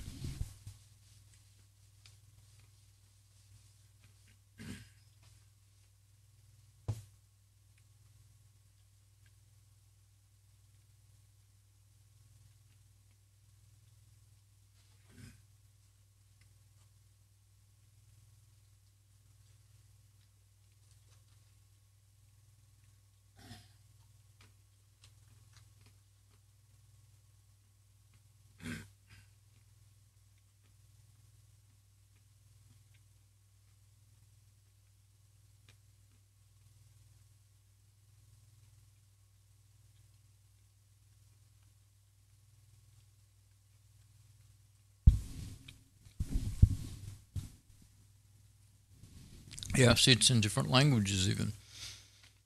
Well, you can't see it, but it's entire Bible, Old and New Testament in HTML format, file format. It's a free open source Bible that you can download and put on your server, and I did it years ago. I forgot about it. And it has English and a whole bunch of other languages, so that's why there's all these, files that look like they're auto-generated names, because they probably were whenever whoever made this, I forgot who it was, did it.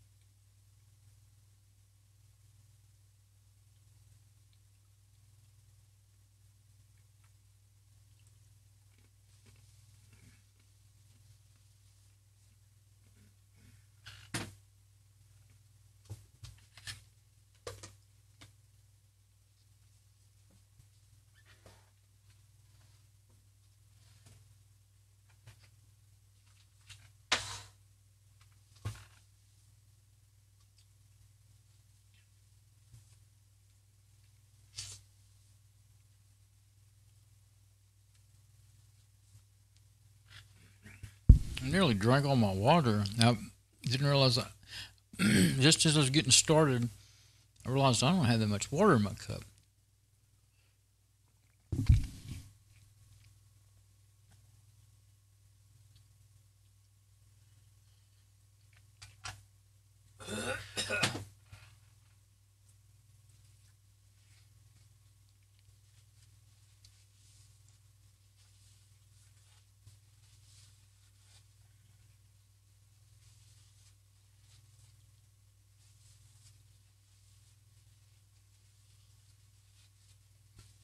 When you get to a lot of files like this, Krusader's slow. And I didn't think I had anything with lots of files. I forgot about the number one thing on here, my website. And see, it's, like I said, I don't think there may not be one single file that's newer than the backup that it needs to, or added or anything. But going through them takes, time. And I just sitting here thinking, you know what, I probably have Lucky Backup on here. And if I do, I might have a profile, or at least one I could alter. If I have one, it's probably network backup, now that I think about it. But it might not be to the Lenovo i5. It might have been to my old machine.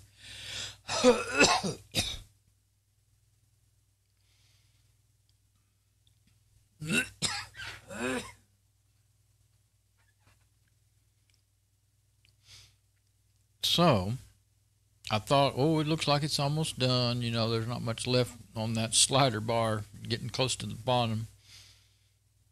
But, and let's see, I can't think of anything else I can do on this machine in the meantime, because it just can't handle it. I know opening up Firefox and trying to back up its bookmarks will overwhelm it.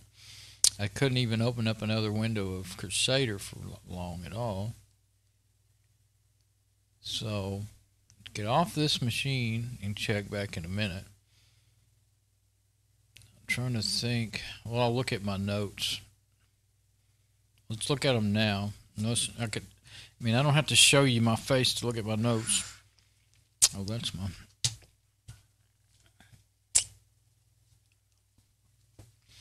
I never did get finished with my. I got so sidetracked and around in circles on my explanation. The reason I wanted to do this first before putting the fan back in the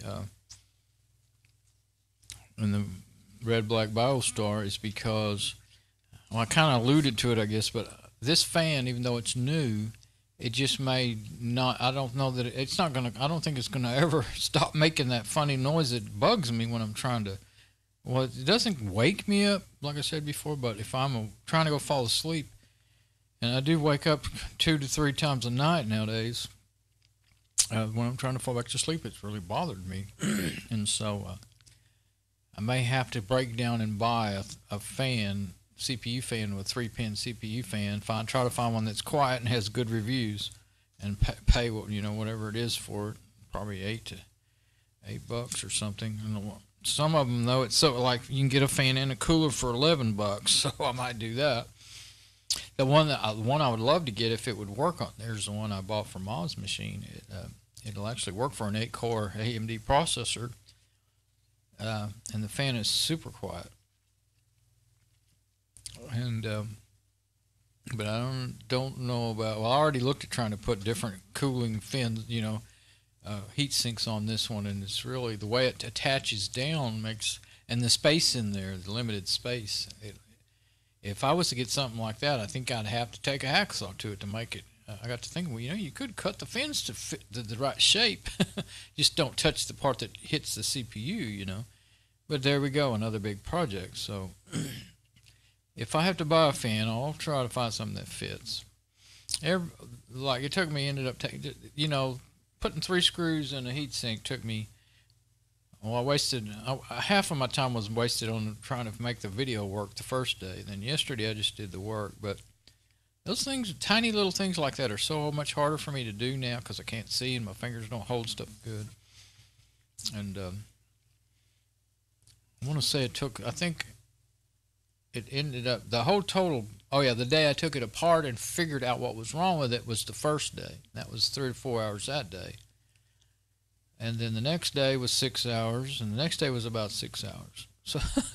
So yeah, it would be worth, $11 or $15 to just buy a fan. I just sometimes it doesn't pay to be that cheap. Okay, so back up my files. That is what I'm doing right now. Okay. I can even, just hit the deal. I don't know if I messed it up. It went forward a little bit, I know that.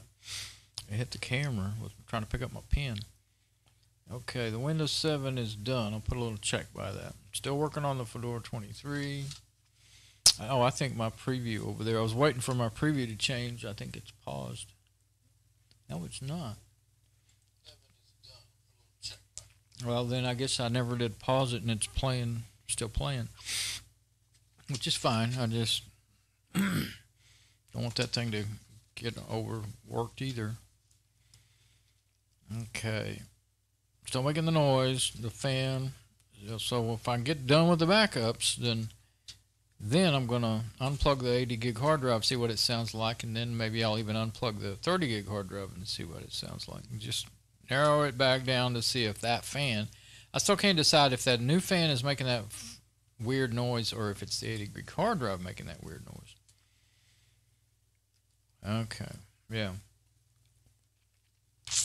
And then my next thing in that note is to take the fan apart and try to maybe loosen it up where it spins better and see if it will actually work. The one that I put 2 blades out of one fan into the housing of another. Now it's got blades from one fan and magnet from one fan, and then that motor and housing from another. I'm afraid it may not work at all because it may have thrown off the sensors when I did that, because the poles of them, I remember watching all those videos about brushless DC motors. The poles in those magnets have everything to do with its timing, but all I kind of really remember is that what kind of sensors are they? I want to say Hall effect sensors, but I don't think that's right.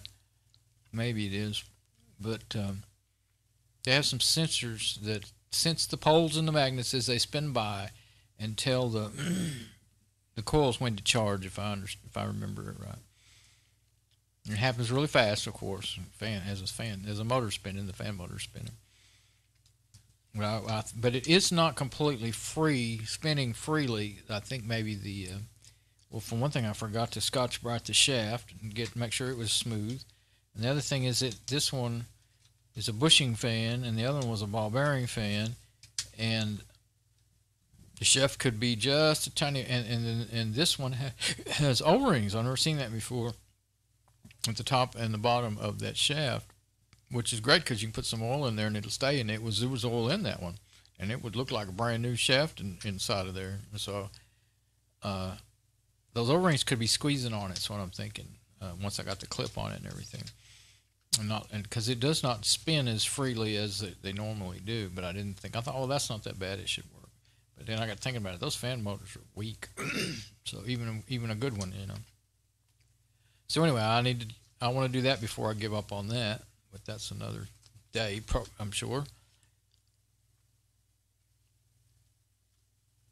Oh yeah, and another option was I have what I would call, I'm just going to call it a wind tunnel. It came out of that old Dell, the one that the motherboard got fried on it by lightning hitting our electrical lines.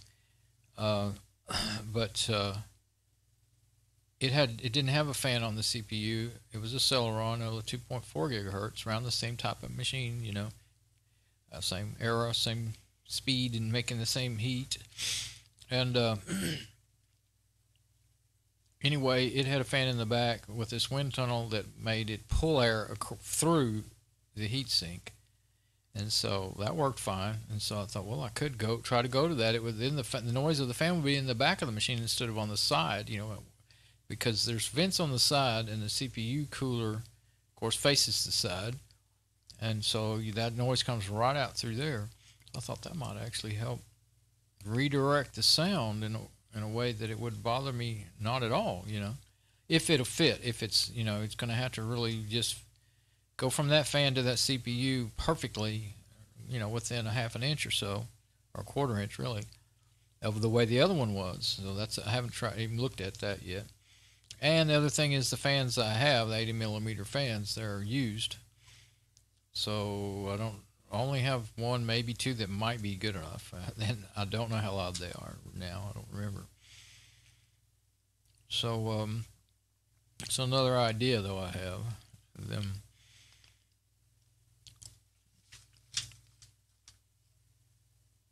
What's this other one? Oh yeah, I was saying I wanted to put my new CPU fan in the RedBlackBioStar, but I may not need to do that at all. The one that's still in the Smiley Gateway. Yeah, and that wind tunnel might fit it. Maybe it'll fit the IBM. I'd rather just have a brand new fan in the IBM because it's going to run 24/7. The Smiley Gateway, if that wind tunnel thing would work in it, I'd do that and just put one fan in the back and nothing on the CPU cooler. I could even, well, the CPU cooler that's on it's pretty good size from what I remember. So that's the other things to do with this stuff. Some of my notes I wrote turned out to be, I thought I knew what was in that RedBlackBioStar, but I didn't. I do have the size of the IBM CPU fan written down here. That's good, because if I end up deciding to order one.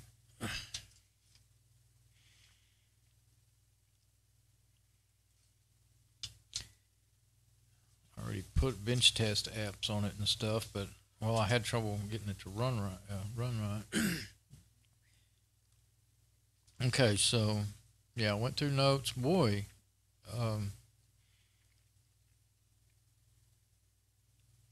it's slowed down. I don't know if the machine is kind of slowing down and okay, now the point I was trying to make, I just saw my other note about order on Amazon. The reason I switched over, I'd started that sentence I don't know how many times. The reason I switched over to doing this is because if I'm going to have to order a fan, I need some coffee. I'm running low on coffee. I always get that at Amazon, so I wanted to order them together to make sure that it qualified for the free shipping and all that. That's all I was going to say, and I couldn't say that sentence. So now I'm installed all I can. I'm not going to sit here and watch this thing run myself. So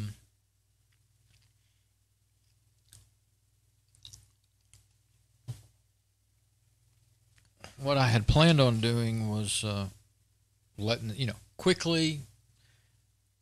Like I said, I was going to do this backing up ahead of time. I would have just ended up not making a video today, I guess, but it might have been better.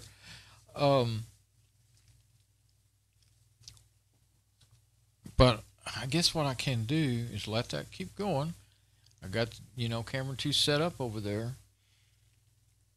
And luckily I didn't move it over here. So camera 2 set up, and I can, in the endoscope. Let's see. I just can't believe it's down there close to the bottom. I mean, it's right. The bottom's there. It's like so close.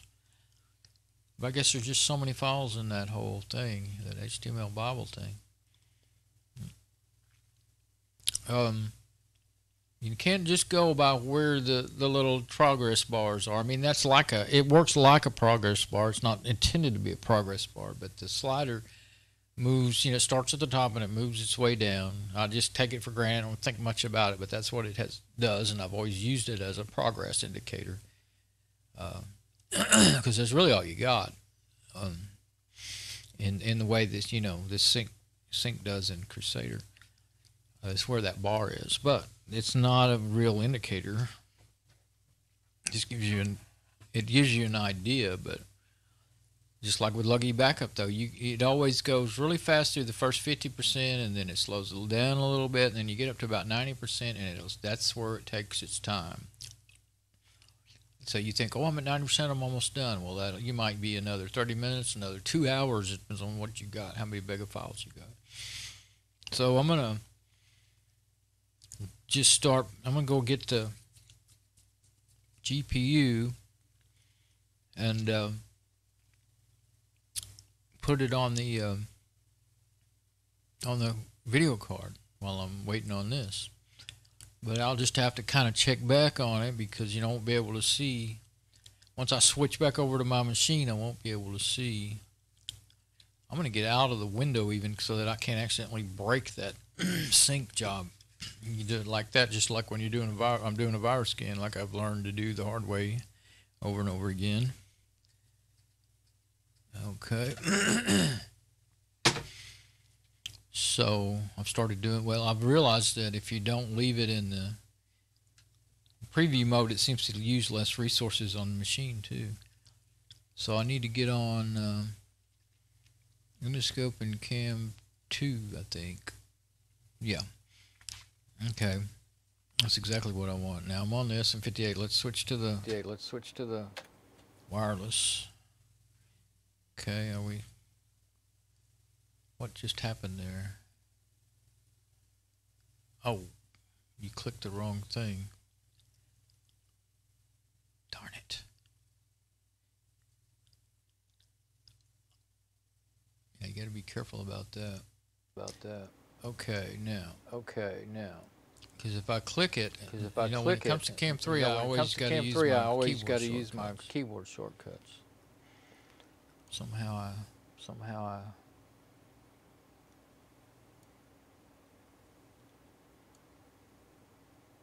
my mic has been turned down too. I don't know if it got probably. I don't know what's going on with that. I think my finger slipped on that. Then I was trying to click right there. I must have slipped. How could I have done that? I don't know. I think the program acted up. Sometimes they do. Somehow, that I always keep those up all the way. That's well, it's just the best way to do it, because if you got them all in different places, and then I change the volume of the signal coming into the machine, so to do my adjustment on the audio volume. But okay, now I'm on the wireless. I switched. Okay, my preview's not playing. That's why it still looks like the. Come on the other camera. Alright, I gotta make sure I've got things going, because I really confused myself. Okay, now I'm gonna mute it.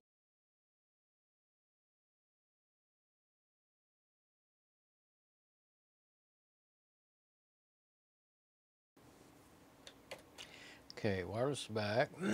Okay, so I think I'm okay now. Can be tricky to get a hold of that slider bar. It's very, very narrow, and I'm not good at hitting narrow paths. Okay, so yeah, I set my cups over there on the work table. Okay, so I won't let that preview keep playing while I'm over there. That can tell me what I'm doing. Okay, so yeah, but I'll be able to use the endoscope and use the endoscope, and now it's been so long, I wonder what's going on over there on the wonder if I can switch to that camera and see in the preview. That's camera 2, camera 1, yeah. Oh no, you can't do that. You have to actually switch over to that machine. Well, let's do it. I just have no clue as to how long that's going to take. It could be quick or it could be long.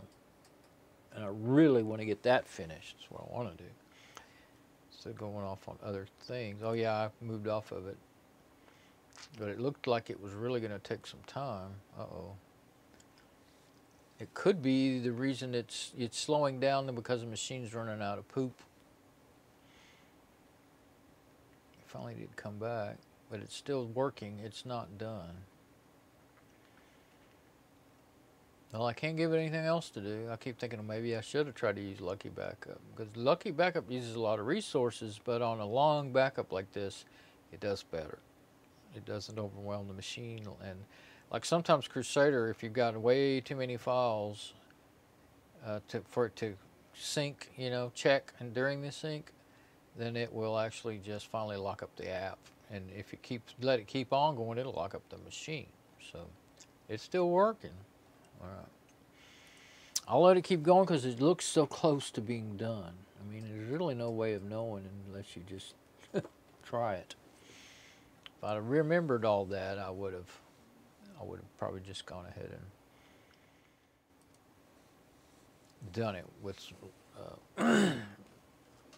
Lucky Backup. All right, let's go over here.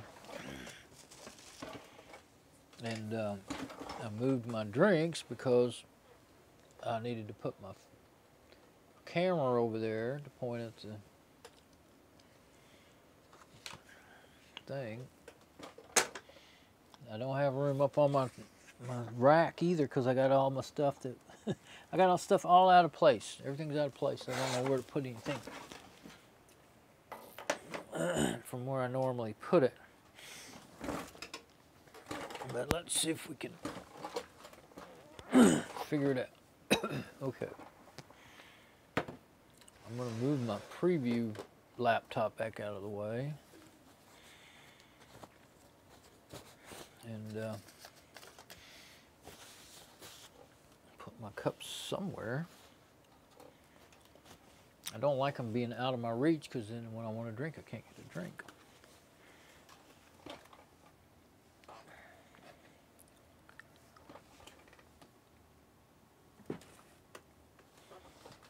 Okay, so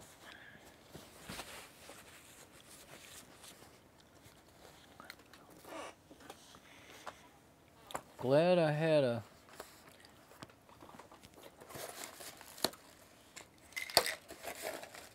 snack because I was really making myself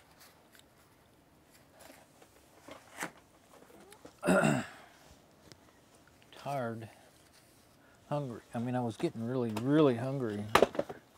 I was either going to have to stop and eat a whole meal or have a snack, so, or get to feeling really bad. All right, let's see. Go ahead and get this out of there. It kept jumping out, but I finally got it to stay in there because, you know, I kept having to put it up to the grinder to grind, and didn't want that to end up getting cut in half by the grinder. Oh yeah, these, I kept forgetting to do this. These, trying to see. Yeah, I had to turn around and look behind me. I couldn't, well, I'm going to move all that. These are sharp, and I really meant to, you know, deburr the edges a little bit. And I think I've actually got something in here in this toolbox that might do it about maybe best of what all the stuff I have. I've got files out in the garage, but they're big, you know, full-size files. Trying to find them. Can't. It's kind of dark up under where my toolbox is. Well, I got an old fingernail file in here that's got a pretty good rough side on it, but that's not going to do much to steal. What I'm looking for here is, why aren't you coming out? There you are. I have a metal fingernail file that is too rough to even dare use on your fingernails. I'm going to get the little sandpaper fingernail file out too. I can't really stand using, well, I discovered a really nice one too that doesn't hurt your fingers.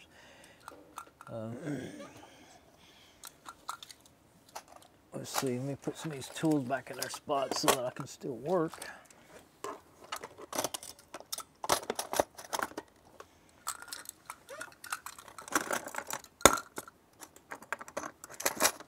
Okay, now. Yeah, this one is the metal one. I think it might do it. We'll try it and see. That was always coming apart. Looks like there's something on there. I think maybe I finally glued it in. See a little bit of something right there. What I've used though, it's all gray looking. And then here's a worn out, but the other side's the rough side, and this was not too bad actually. Oh, I see. It's worn out on the edges from doing that. So it doesn't do much anymore. Anyway, I have a better one that's about worn out now. That's the good, smooth, normal side. See, it's got padding in there, so it doesn't hurt your skin at all. You can just scrub away. It's about to the point where it's not very good anymore. This side is way too rough. I don't use that as a tool because I don't want to get metal or plastic, you know, and then rub file my fingernails with it. But anyway, let's see. This is nice and thin, and I don't want to do any more. I mean, that I looked at that. I stuck my straight edge on it, my scale on it. Let's do it again. I've got one right here. Well, the CPU paste will take up, if I did get any divots in there, CPU paste should take it up. I don't know if I'll be able to see on that camera. It was, when I hit it from the top side, to, you know, with the center punch in order to mark where I was going to drill my holes, it did bow it out.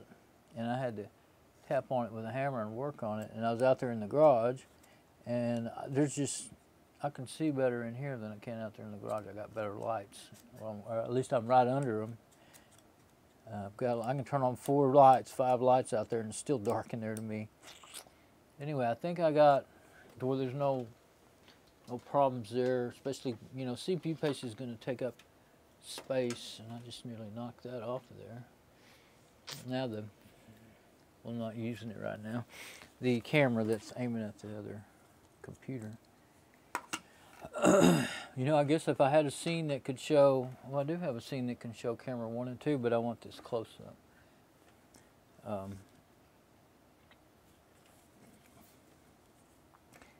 Oh, I should have left that in there, I guess. It's just getting it all, it'll be all right. Yeah, it may not. I don't want to end up filing it either, so put it back in there. Now, I just want to deburr these because I don't know if there's enough room. I just want to do it, period, but it's not doing a whole lot to it real fast. These are steel nuts, they're not aluminum. It's working. Better than a big file, actually. For something that intricate, that's pretty good. Yeah, that's knocking that sharp edge off of there just fine. If I was to use my triangle file, my regular file, I would be digging into that like crazy no matter how careful I was, because that's really soft aluminum. I left it in here because I didn't know if it'd even be a good tool, good enough to be outside, but and I thought, well, you know, inside is where I might do more intricate things, like messing with computers. So actually, my forgetfulness turned out okay that on this case, because I hadn't even remembered I had that until I thought, oh, I forgot to do that.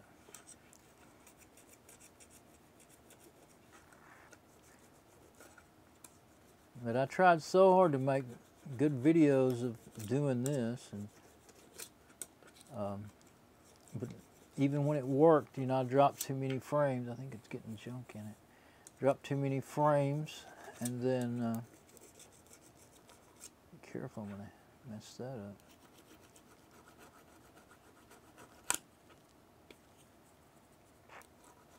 What I did is I got a feeler. I got out my feeler gauge and stuck it. I stuck it right up to the CPU and felt of it to see how the thickness, and got the right thickness, and then I just kept working on it. Now I've lost my spot place. Okay, that one's, but not. Yeah, that one's the one that's been done. It's still somewhat sharp.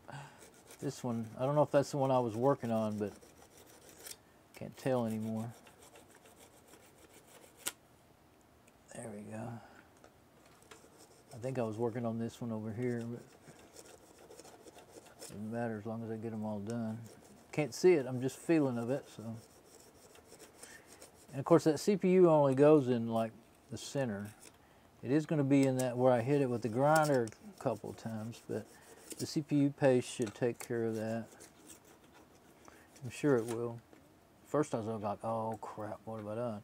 But then I realized, well, that CPU paste is going to fill in any gaps if there were any.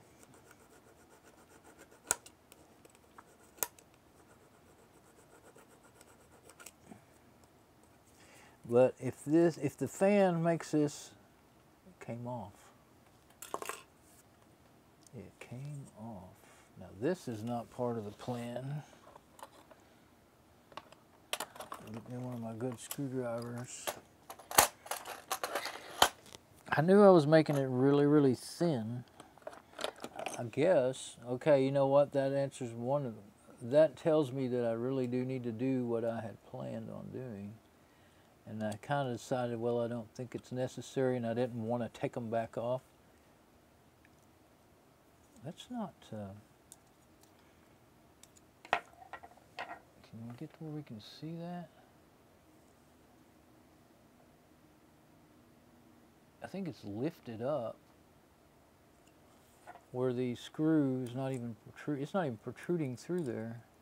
Of course, these I found smaller. My first video, the video I did make, I had bigger screws. They were Phillips head. They had taller heads, thicker heads. I was going to have to grind those heads down, and then the next day I remembered another bottle of screws to look in, and I found these little slot head screws. And trying to see if I can set this on there. And I found nuts for them, so it was all good. And they were plenty long, but I grinded, you know, until I got them to.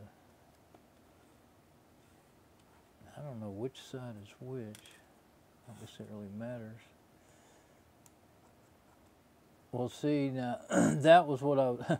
If they're going to come off from me just filing on them, look how thin they are. That's what they had to be in order to... That's about the thickness of that CPU that's sticking up out of that extra board for the CPU. So...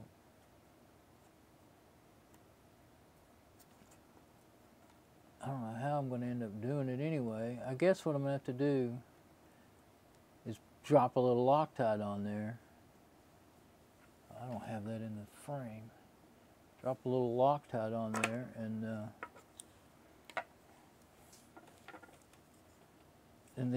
you know, that way once I get it together, maybe it'll stay. This could be a complete. I kept worrying that this was going to be a bust. What happened, you know, at first I thought I used those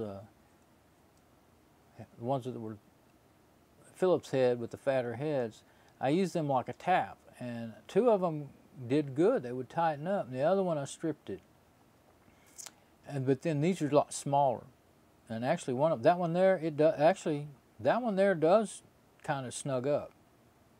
These two were just, this one ended up getting stripped out too during the process. So now it's completely come out of there. That's going to be hard to get back in there. This is not magnetic, I don't think. I wonder if this long one is. I can't remember to stay in the frame.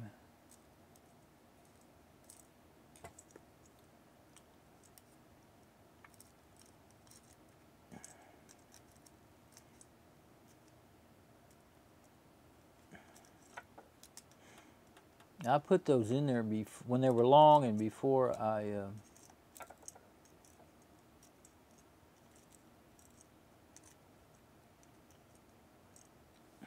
that's not magnetic. I do have some really tiny needle nose in here though.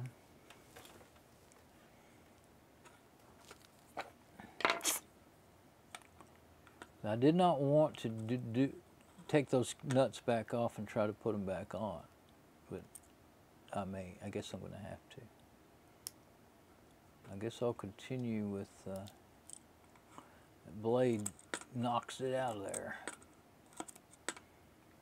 I guess I'll continue with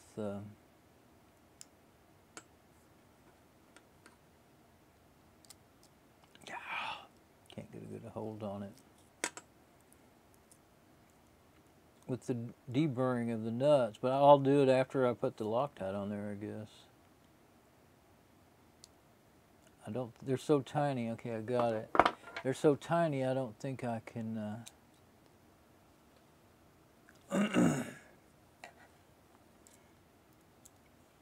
yeah, I think I'm gonna have to do something like, I don't know, it was something like that. And try to put the nut on with it, like, you know, from under here. It's so little. I have a bottle. Well, I've got to go outside and get the Loctite. So I have a bottle that I've been real careful about not laying that on those. I don't want to break those studs, those arms. That's so up in the air. I don't know if that's much good. I guess I'll leave it there. I'm not, as long as I don't slam something down on it. I was afraid I'd end up forgetting and doing something like that. Okay, so if this don't work, then I'll have to abandon this altogether. Well, there's one other thing I could do, and that's, well, I don't think I got any other screws. I mean, I'd have to grind the heads down. That took forever. It took over an hour. It probably took 2 hours to grind these things down. These little bitty nuts, to grind them down that thin. So I don't really want to do that again. It's so hot out there. Even, I mean, you can get out there at 7 when the sun, or right at, 7 right after the sun comes up, but it's hot before you get it done. You know, I mean, really hot, and well, hot enough to put me to bed the instant I come in. You know. Yesterday was 101, and the day before was 105 when I came in, so it just takes me so long to do stuff. So, let me see. I'm going to check this other machine real quick. I don't know why I really thought that was not going to, I didn't think it'd come off that easy. But I had kind of decided, I had them really tight, you know, before I grinded them down. So I thought, I think they'll be all right. But no, I was wrong. I was way wrong. All it took was just trying to file on it a little bit for it to just back off of there. It might have turned on me and I didn't realize it, you know, started backing off.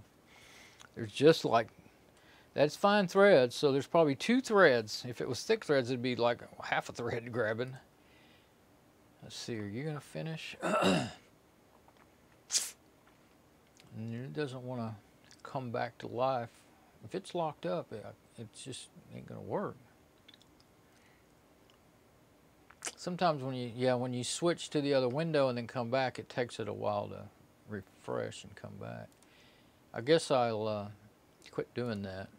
As long as I don't As long as I'm off of that machine, I can't mess it up. It's just that if I come back and forget and hit something on the keyboard or do something, I could mess it up. If I click up in the top of there, away from, I'm not on the, I never did switch my camera, did I? Well, I'm back on the IBM. Where's my, I'm waiting on to see if it's locked up or not, if the Krusader is locked up. What machine, what camera was it? Camera 1, okay. Oh, my preview, yeah, my preview's still rolling over there, I think.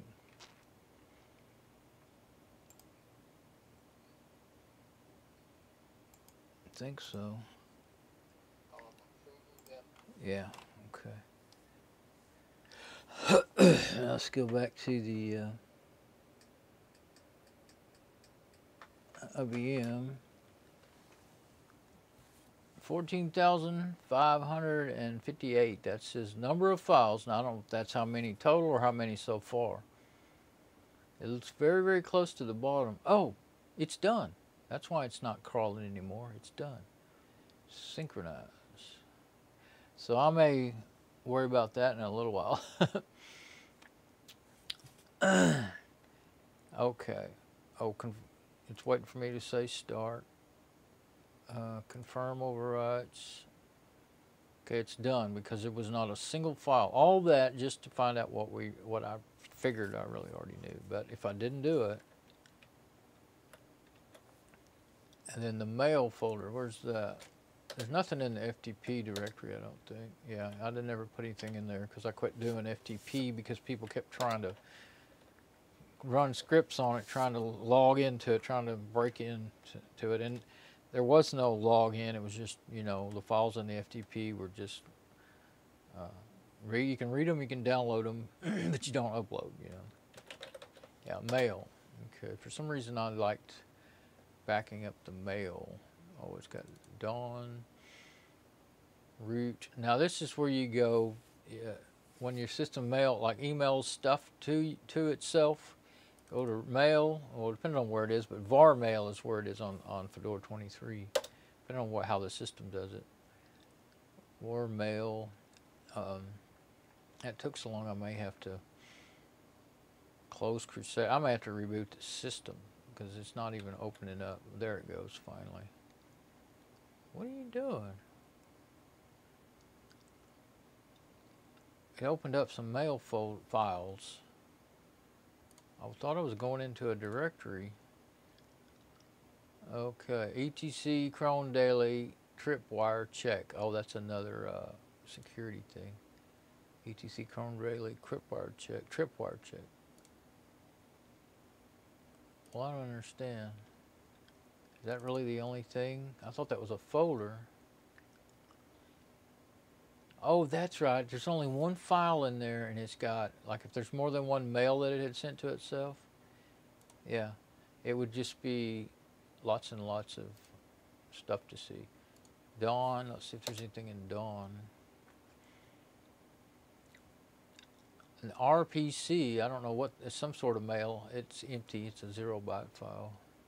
Hello me. From Dawn at bishopcode.local domain to Dawn at bishopcode.local domain. I think I made that. Yeah, because normally you only have root, unless that actually got made by the system. But that's internal. That's not like internet email. It's in and vscan, that'd be virus scan. Let's see if that opens something up. So those aren't folders. Those are. Oh, RPC may be a folder. The icons are all different on here. I can't tell what's what. Information came, it's opening up in Kmail, that's why it takes so long, because that came by default. Well, it came when I installed something to do with Krusader. vscan, var log, segator, rr log, no such file or directory. Oh, well, thanks. Oh, that was a virus scan notice, I guess. Okay, that RPC's not a folder either, I don't think. So anyway, can hit sync though. Looks like they've not been changed since the last time I synced them. Compare. Well, no, I think they have. Synchronize. start. Let's see, 12. Huh. The old one was newer, was bigger than the one that I'm looking at copying over. So let's see, there's something different there. I might want to suggest a new name then. I think I'll just do that.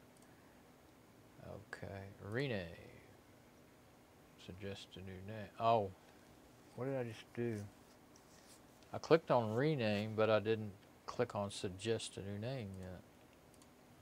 Suggest a new name, apply to all, rename. That's what I was trying to do. I don't think it worked. I think I probably overwrote it. And the root was the one I wanted to see what it was. Oh, the bigger one is on the right. Well, what in the world did I just do? Now I gotta wait for Kmail to open up again. Error right, Tripwire, yeah. Error, Tripwire database for Bishop Cove, local domain not found. Oh, Tripwire. I don't remember. I know it's, I'm pretty sure it's a security thing. I can't remember exactly what it was. What it, something I was trying out. Okay, yeah, I don't have the sync buttons up there. I don't have all my buttons set up over there. Synchronize selected files, right to left, compare, synchronize, start. So it says the source, okay, they got it swapped. See, I'm thinking right to left, okay, but source is on the left side, destination's on the right. They don't have it the way you're looking at your deal. That's why I end up getting confused. So I can say overwrite. Oh, and it jumps. Special. I was trying to click on the next one to say overwrite and it jumped. Just change size. They always do that. I mean, these menus or pop-up windows or whatever. Okay, now I have whatever that is. Okay, that can be very helpful. There's not much in there, but sometimes you get a lot of good information about what's been going on in your system. And my www that I just copied, oh, well, I didn't copy anything.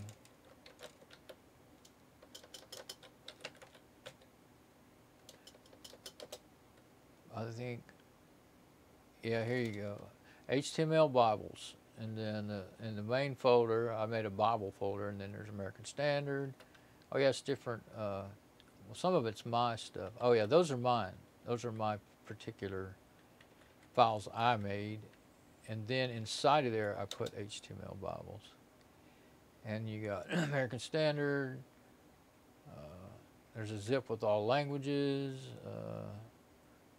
44 HTML Bibles is what it looks like. That's what it says. And King James, KJV, large print, Webster, Weymouth, World English, Young's HTML, Young's DB. It's pretty cool. It's, you know, old style looking, but it is all there.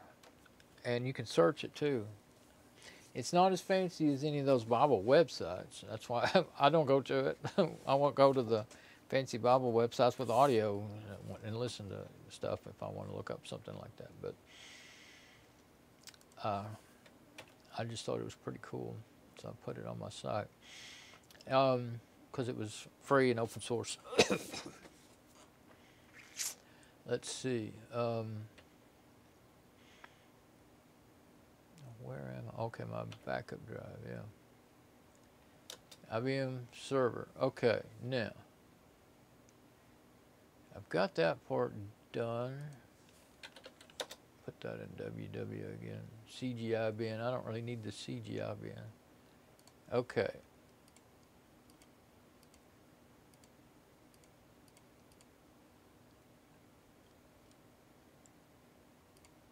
I'm going to reboot this thing because I saw it working so hard.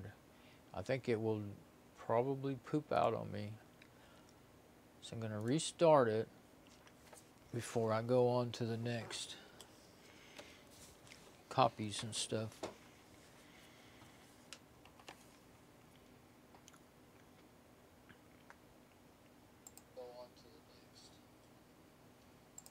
keep forgetting what mic I'm using and everything. So I listen to my sound. It's still working, but yeah. Well, I know I'm not using SM58. It's not up close to me. It's down up there. So I'm on the wireless. All right.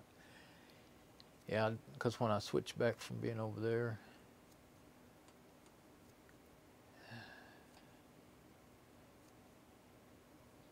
Well, the best laid plans. That fan is going to end up being a.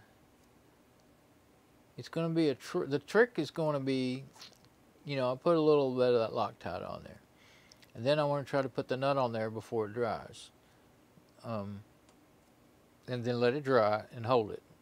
Well, I don't want to get that junk all over my fingers. That stuff's going to be really, really hard to get off, and if I try to wear gloves, I cannot handle anything that tiny.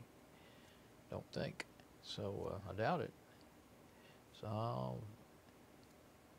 I mean, I can, you know, put something out to not so that I don't get it all over the try to make sure I don't get it all over my little workbench too. But I thought about it while I don't remember. I think I already had those nuts all on there. Well, what I had thought was, I thought about doing it before I grinded the nuts down. I thought, well, you know, if I put it on there, let it dry, which is what I'd have to do, and then grind those nuts down, and what if the heat makes it let go? That's what I was afraid of. Didn't really ever get it very hot. I tried to be careful, you know, I would just grind a little and let off, grind a little and let off.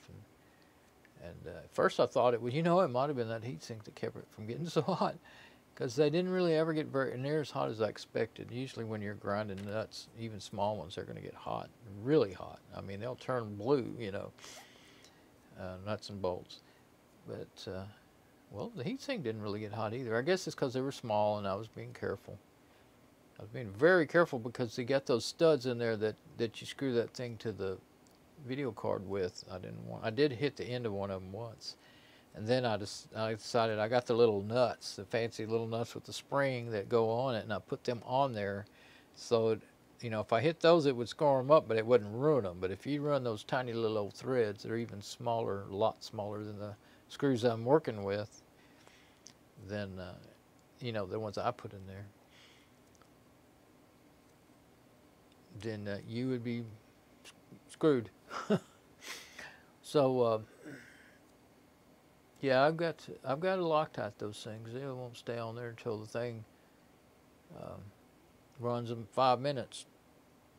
I mean, they didn't stay on there while I was filing the corners off of them. So this thing here, yeah, I'll go back to step one again. It does not look to me like I wanted to. I forgot that I had anything that would take very long to back up. I just kept thinking about it, and I thought, no, I don't have anything that'll take very long.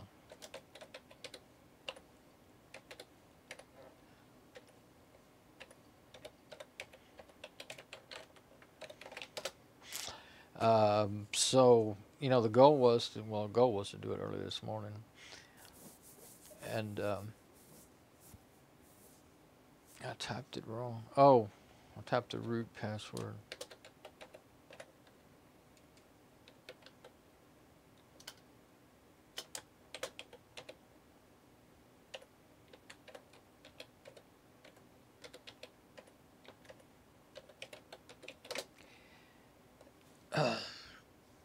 So you log in as your regular user on your server, not as root. Don't ever log in as root.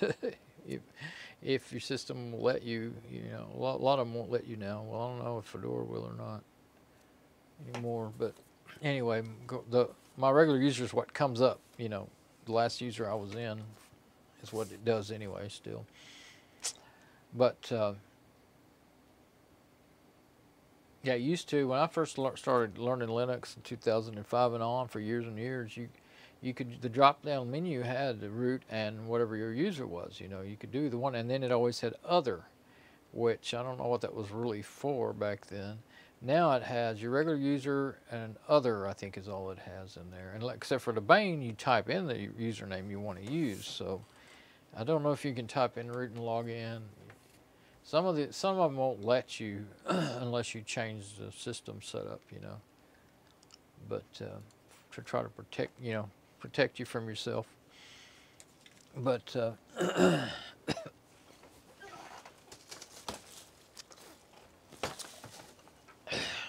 anyway, expansion drive does not exist. So it didn't remount it. Well, there it is. I guess maybe it wasn't done mounting. Yeah, probably not. Must have been still working on it. Oh, not mounted yet. Right click, mount volume. Well, let's wait. Maybe it's still working on it. The other one's not mounted either. Maybe that's the way XFCE works. Still says not mounted yet. Well, let's go to Krusader and see if, I thought Krusader would mount it.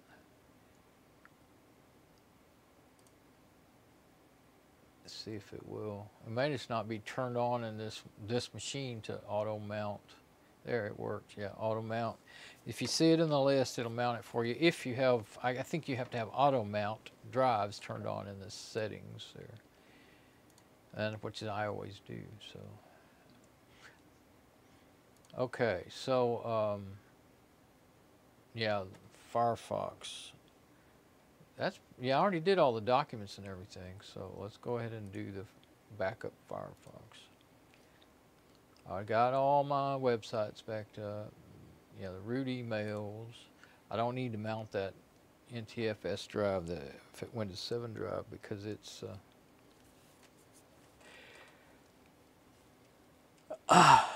it's already been backed up.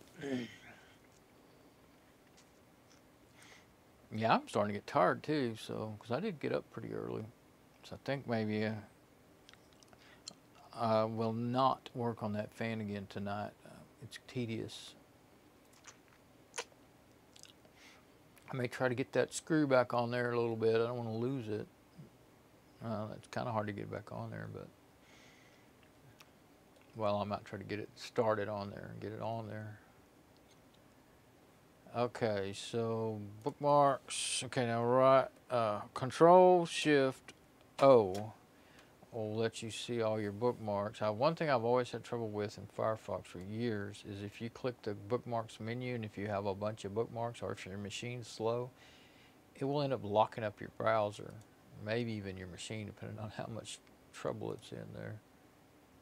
And I'm going to have, I can see they're not in alphabetical order. Since there's only a few, I'm just going to go ahead and sort them. If it was a lot, it would, that's another thing that'll work the machine if you have thousands of bookmarks like I used to do. What I always have had before.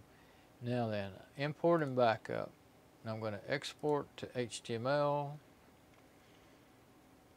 And I'm going to go ahead and put it in documents. I should have a book. I don't have a bookmarks folder.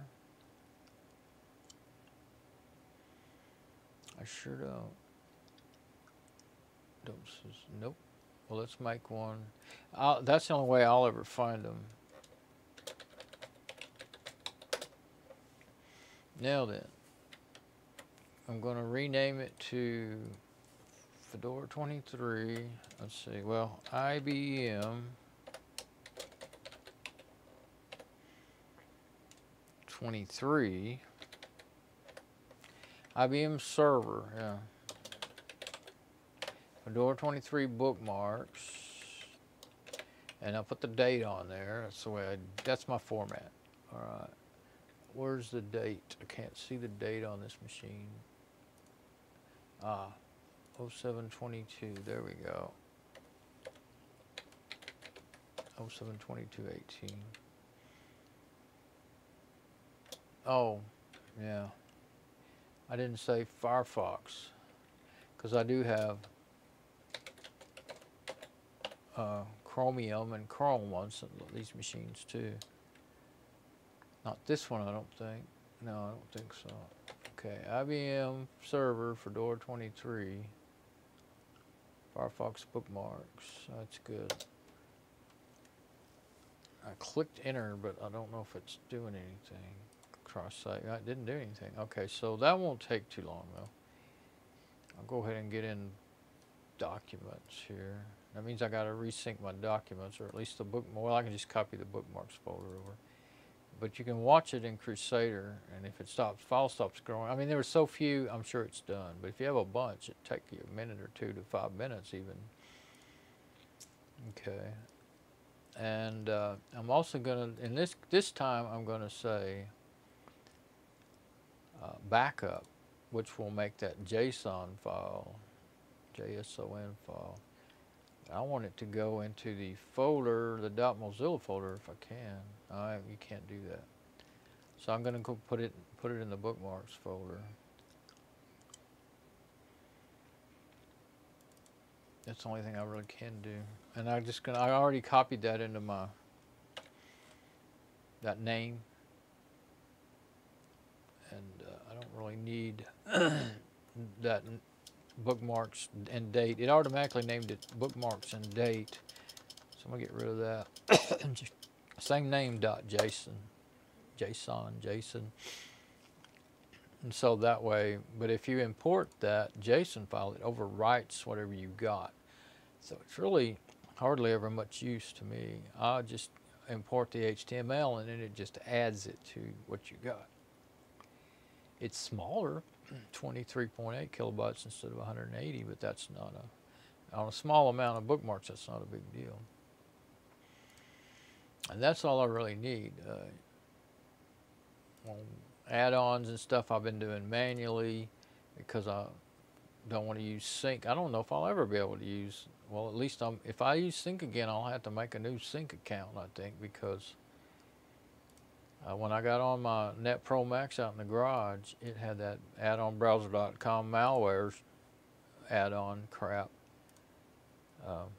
on it, which it had got it through Sync because I had Sync turned on. Okay, now I'm going to do Firefox Developer. I don't know if it's got any bookmarks in there or not. It's getting updated. Last time it got, usually what it does is last time you run it, if it downloads the update and then when you start it back up again, it installs it. So, however, that's been a long time, but it's been waiting to get updated for a while.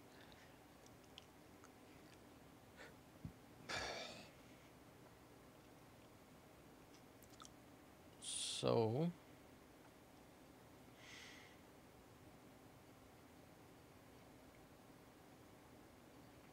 what have I got here? I've got 2 tabs that are opening up.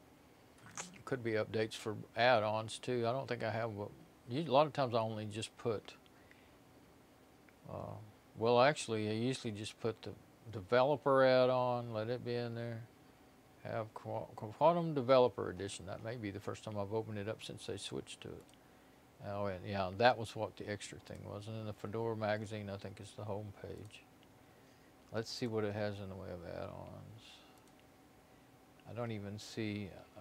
What I'll do, especially say on the server, is not even put AdBlock Plus, because when I want to see what my own website is doing, or my blog, well, I used to have ads on my blog. I think I took them all off because I wasn't earning any money for two years, One time I made $100 off of Google several years ago, and since then I haven't made a dime. And just every year it says, oh, you didn't make enough, to get anything.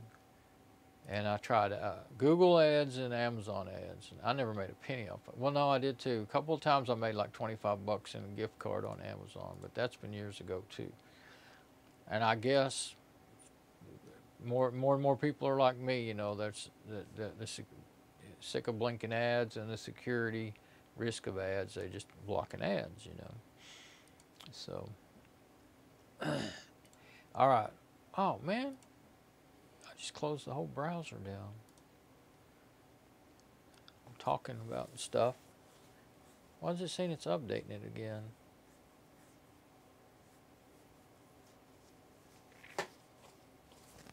It wasn't open long enough to download new updates. I wonder if I closed it so quick that it didn't have time to finish installing those updates. Maybe so. My throat is getting hoarse. And I haven't talked very long today. Well, I have been on here for 3 hours now. I guess I have.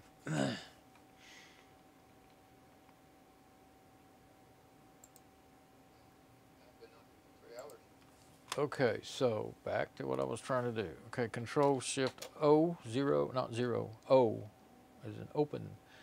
Yeah, source.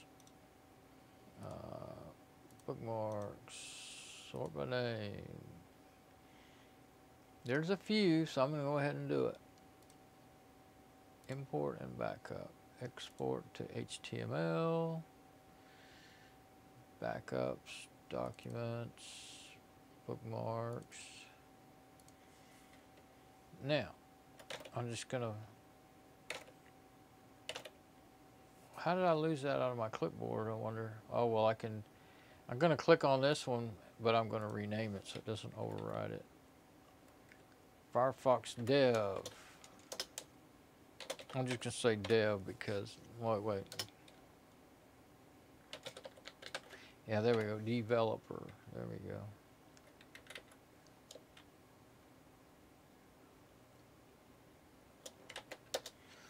Definitely don't want to overwrite those other ones, and I end up having to do that again. Now that's very small, so it should be finished. Let's see if we can do a regular backup. It doesn't say backup JSON or whatever. It just says, I mean, until you get to the where you're going to save it, and the file extension is JSON. And yeah, since it's a JSON, right. Uh-oh, I think I lost the file extension though. .json. Yeah, it was blue, so I just hit Control V and pasted, but it got rid of the. It was only the file name that was blue. That's why I said, "Oh, good," to myself in my head, and I don't have to do anything else. Just hit Control V, but it didn't work. Okay. Usually you can do that. All right. So now that was the thing that that's what. That's the most. Best way I know to back them up. The menu won't. I was going to back them up. I was going to put those. I was thinking that you could just hit backup and it would put that JSON into your .mozilla folder, but that didn't happen. So I just did it that way. And really, the HTML ones are the ones I really use anyway. Okay, now I'm going to just get into documents over on the Seagate expansion drive and sync that bookmark folder. Actually, I'm just going to, there's so few files, I'm just going to sync it all again just to make sure for good measure, make sure I got it all. I don't think I missed it, but yeah, documents, okay. Now watch it take forever to scan. It shouldn't, because see, when you select them and say synchronize selected, then it only compares the folders you selected. It doesn't compare every folder on the left side. There is some stuff in there that are blue. Let's see what it is. Oh yeah, okay, so plain text document, Friday, May 27th, 16. Plain text document, Wednesday, January 6th, 16. Oh, I see. I'm going to say overwrite, because I realize now that I was looking at it backwards at the readout. So that stuff over here may actually be newer and have changed. The files may have changed. It shouldn't be a huge deal if they. I mean, you could have lost some changes in files, but since they're newer, they probably have been changed, and that's the version that you're going to want. Okay, Lucky Backup pretty much takes care of that. It does take care of. I've never seen it mess up. It takes care of that automatically. You don't have to try to think through it when you're tired. Okay, so and now that backups folder, I did that. And there's a mail folder there, but it's empty. I guess that goes with that Kmail application, which I never have used. I've always used Thunderbird. I discovered Thunderbird while I was still using Windows. Okay, now here's my websites backup. My websites. Now this is another one that could take a while. Let's see if there's anything else before I start that one that's small and I can go ahead and get done. There's another one called websites. Oh, Okay, that one just has some scripts I made from that. It's called HT Track. It's a website copier app. That's what I used to back up my blog with. I download it every so often. Okay, yeah, there's nothing to do there. That's just never been changed. I can't remember if I did pictures and videos and all that yet or not. I don't really remember. Let's go ahead and do all those normal folders before I do those websites. I'm going to organize that by ABCs this time so that I can make sure I'm going through all the right folders. Yeah, I'll say I know that website one will. My blog backup's going to be big, and probably, I hope it doesn't take as long as that other one did. Okay. Oops. Well, I was hitting the control instead of shift, so I had to do them one at a time. Pictures, right click. Compare. Yeah, I'm getting tired or faster. Besides being hungry, you know, I'm starting to get a little hungry again, so my snack is wearing off. There we go. So, yeah, there's a bunch of there usually is some screenshots and stuff. Okay. Same exact image. You can see that. What's the difference here? Friday, May 27th, November 12th, 11/16. See, it's the same image, though, so it was just when it was copied over there. I'm going to skip that one, see if the next one looks, yeah, skip that one. Those you can't tell. This is what I'm talking about, where you know, if you really try to do,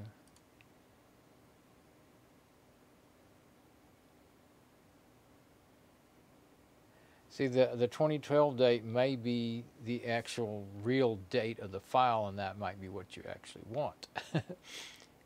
But I don't want to. Okay, this is the newer one. Sometimes you don't actually want, well, it's hard to tell. That one I think I might want to overwrite. And that one, see, I don't want to sit there and do that forever. So I usually decide, and I may be deciding wrong sometimes, but I usually decide, sometimes I say skip just because I don't want to wait for them to overwrite. But this time I think it might be better to overwrite. We'll see. Because I'm tired, and because usually newer files are more what you want than the older files. But see, now there's no telling how many it's going to overwrite. It could take a good while. With video, with pictures, they're gonna, if they're, you know, like desktop backgrounds or pictures that you just took, they're probably still the same. But if they're pictures you edited, yeah, they're going to be different. So the newer one, I don't edit pictures on here, though. I do that on my other machine. So I could be overwriting. Well, these are supposed to be newer, so I don't know. This is why I kept thinking about that when I was thinking about doing this. Maybe I should check into using Lucky Backup, but I thought, oh, I don't want to make all those profiles. It's really tricky. You can really mess up. It usually takes me, like these amount of folders that I'm doing here, it would probably take me 6 hours to set, well, maybe 4 hours to set up my profiles and get them right. So I didn't want to do that. Maybe not that long. I don't know. I guess you never know. Look at how everything goes. It may take you an hour. It may take you 2 to 3 days. You never know till you start doing it. Or I don't. It's going pretty fast, so. And I think it was really good that I rebooted the machine, because it really worked it hard doing that that website. Yeah, my website, well, even those HTML files aren't big. There's just lots of them of that HTML file.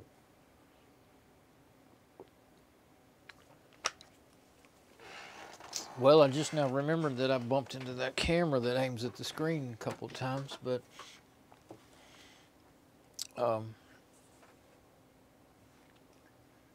I don't think there's anything I can do to make it look any better, though. I mean, it didn't get out of the shot. Oh, I also realized that I didn't. Usually I change the brightness so that it doesn't wash out the screen, but it's actually working automatically in this case. So it looks as if I did do that, but I didn't. Maybe it's because it's not so far away, you know, it's up close to it. Well, I guess if it was washed out completely, I think I would have noticed that. I don't guess it ever was. Well, I might not, you know, in the meantime, you know. All right. Now then, pictures. Let's go back to the top. Yeah, I don't want any of those dot folders on this server. It's just not stuff I need. I got the backups. I got the documents. Yeah, I did that twice actually now. Downloads, I went through that and perhaps even messed up. I remember that. Firefox, I did those. The only thing really I want out of those would be the bookmarks. Music, nothing in there. My websites, Phoronix test suite, well, I don't want that. Pictures I just did. Public shouldn't really have anything in there. Sparkle Share, I forgot what that is. Some app that I tried to try out. There is a desktop.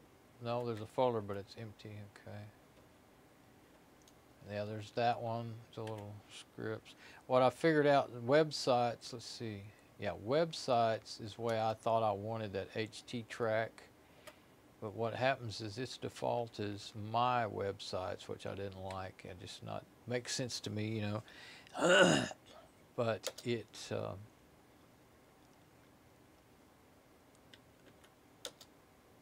Yeah, that's the one I don't really want. Okay, it wants to keep going back to that folder, you know. I don't know, you do a little change or do this or that. Yeah, my website. So I ended up going with my websites. There we go. Okay, I don't want that one, Don's Blogspot #1. That's an old backup that I don't want. There's not hardly anything in there. Well, I tried to delete the whole thing, and there was some files I couldn't delete. Is the thing, and I don't want to copy those again. Synchronize selected files, right to left. All right.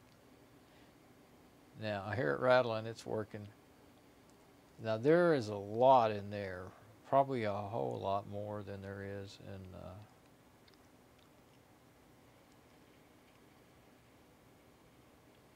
the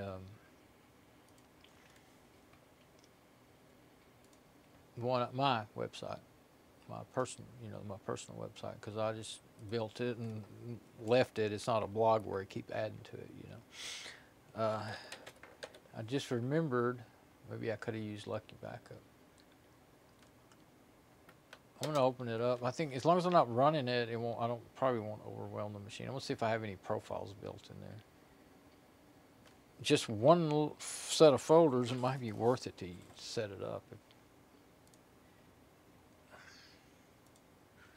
Okay, I don't know which user I might have done it in. So, yeah, there's no extra profile. There's no Don profile or. So that hasn't been done. Let's see, what's it doing? It's still scanning. Yeah, it could take a long time. Oops. Now let's see if I did anything in the super user mode. That's what you really have to do to back up your whole, well, even just to back up your whole home directory, you end up having to do that.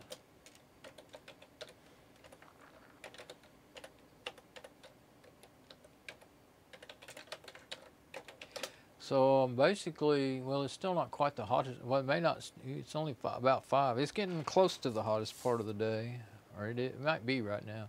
Yeah, there's one. Home Don Lucky Backup includes selected directories. All right, let's see what it's doing.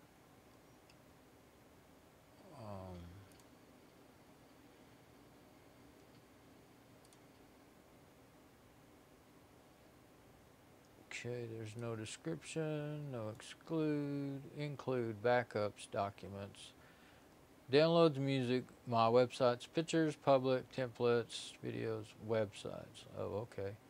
Where do you back up to? Seagate expansion drive. Oh man, I could have done it that way. I couldn't have done I didn't have my server done that way. This is a lot faster. See, this is working. Krusader's is going white again. It's not just the camera, it's the way it is. Okay, stop. I kept thinking I should check that, and I actually decided against it. I thought, no, I remember better. So I hit stop and hit close, and it hasn't responded yet. I should have waited till it was finished stopping. There, finally. My websites, let's get off of those folders. Oops. Get into documents and downloads. Alright, so I could have just started that up and let it run. Preserve symlinks, preserve device special files, hard links. Recursion discuss subdirectories, skip never destination files. See, and then that helps cut down on the work and the answering questions a lot. Well, I mean, you don't have to with this. Yeah, destination is NTFS. Temp super user activities. I don't think I need that on there. I'm doing that because this is all. Yeah, so I've done it to the backup Seagate drive. Let's just see, validate and see if it looks like it'll work. Looks like it'll work.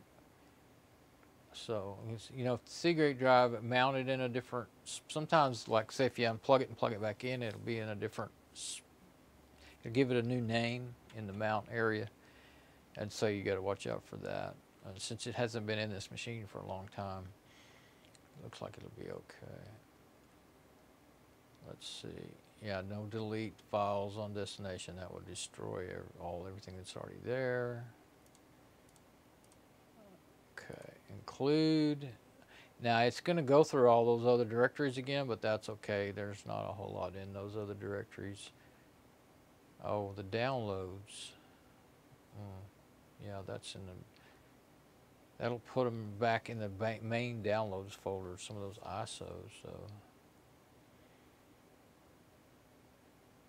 I could alter it. But you know what? I think I'll leave it, and then I'll just once in a while I'll get in there and I'll check, and like if I see ISOs on the main downloads folder, I'll move them or delete them if there's duplicates, because I do end up doing that sometimes. Well, it happens because of if Lucky Backup runs once before I get around to moving them into the folders that I want them to end up being in, you know, stuff like that. Okay, so I'm going to hit cancel because it doesn't need any changing, and hit run. There we go. Now this works on the machine pretty hard, but I think it will actually be easier on the machine than running Krusader. Now, and I know it writes faster. It checks, you know, whether or not they're the same, equal files, and it writes faster too. Checks faster than Krusader, and it writes faster. So if I would have just looked in here, I would have realized that, oh hey, I have that profile already set up, and I would have ran that, and then I would have had to. Well, I could have added one for my website even. I could have clicked that attempt super user activities. Maybe it won't work is why it's not in there like that. I don't know. Don't remember. But anyway, now that's going.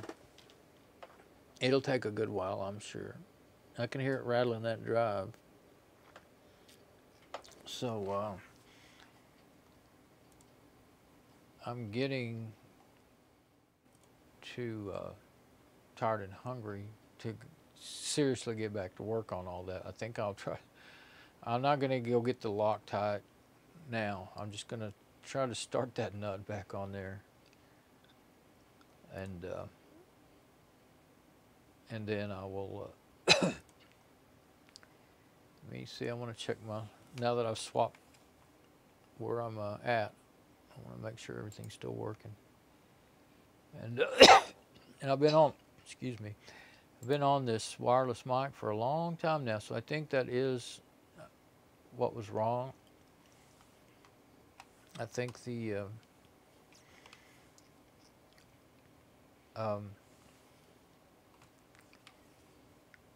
trying to decide in my head if I want to leave that preview playing or not. I think I'll leave it. I'll pause it. Okay. I think evidently what was wrong with my Cam 3 Wi-Fi mic cutting that, losing audio, was that I guess the that all-in-one toolbox automatically deleting the cache files was breaking it. They were being deleted and disappearing. Hopefully, I mean, it's working all these hours now. So that it's the only thing I've done that, unless of course OBS was acting up and now it's working right just because I rebooted the machine and stuff. But it did it 2 or 3 days in a row, and I got to realizing, I think that started happening right after I did that change. I couldn't remember for sure what, you know, machine I did it on, but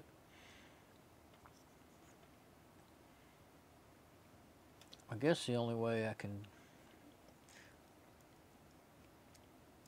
get that screwdriver on there. Yeah, I didn't remember to be under the microscope. Now I put that camera up really high too, because I thought I was going to be putting a computer under there, and I thought, well, I'm always banging my head on the camera. That slipped. Maybe if I put that down there or something, you know, that might help it. No, that's more slippery. It's slipping too easy on there. I don't know how to stop that.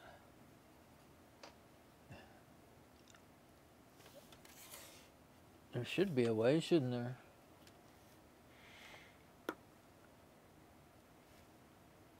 Maybe that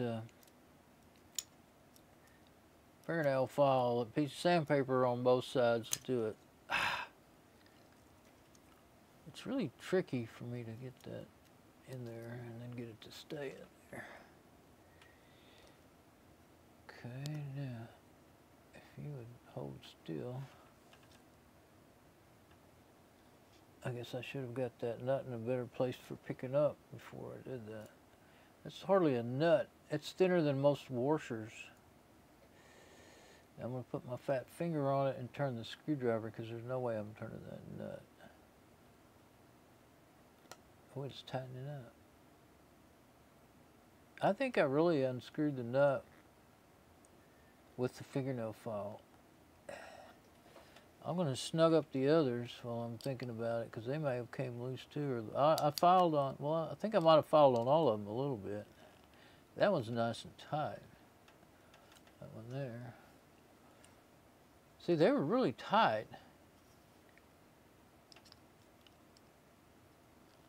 That one's tight. Well, that one's the one that's snugged up in the aluminum itself. So I just really do have to put some, well, that one's still loose, I think. I really do have to put some Loctite on there. Of course, if I did it now, then by tomorrow it would be dry, wouldn't it?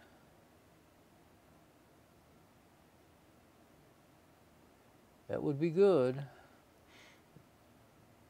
Well, I just think, the thing is, when you try to do something when you're so tired, you feel like you're going to fall asleep. I'm so hungry and tired. I really am feeling sleepy. Of course, being sleepy could be a little more to do with the cold pill I took because of my sinus than anything. But I don't know. I am really. It is that time. I'm tired. It's not. It's the nut spinning a little bit. I think I actually. No, that is the side that I grinded on, I think. It's really hard to tell. It might. Oh, that's one thing I could do is flip them over and put the sharp side down, and it'll dig into this. The other side should be That'd actually be more, well, other than if they're a little crooked, though.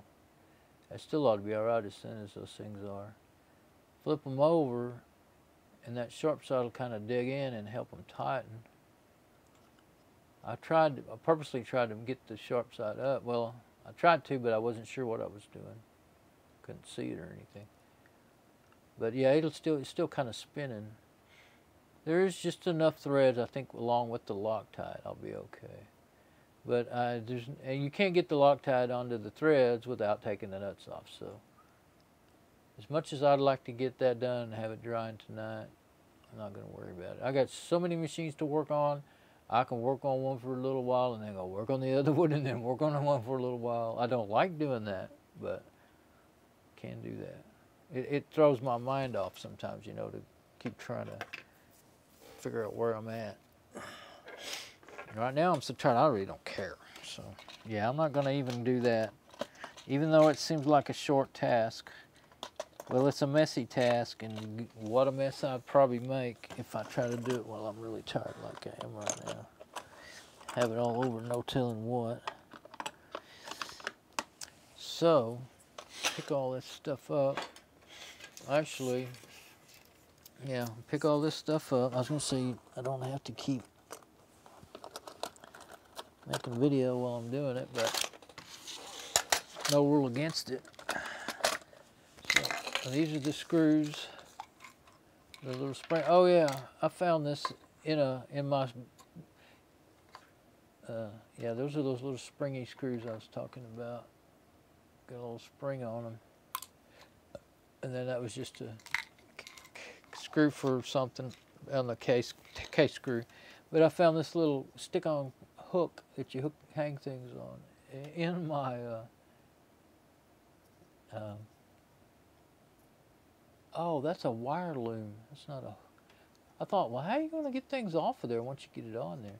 That is a wire hanger, stick-on wire hanger for running wire. You're supposed to put it in there and leave it, because it's not made to put it in and take it back out easily. It's made for it to go in and stay.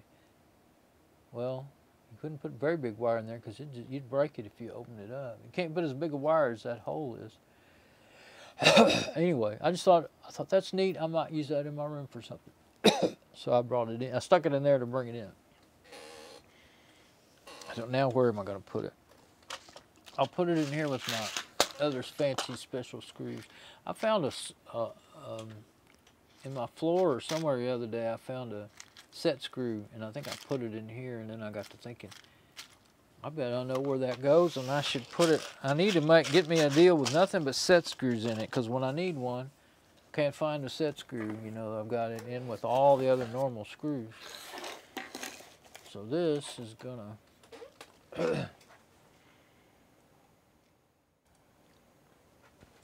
I just put, like I said, this is a box that something came in that I ordered the other day. Nothing related to computers at all.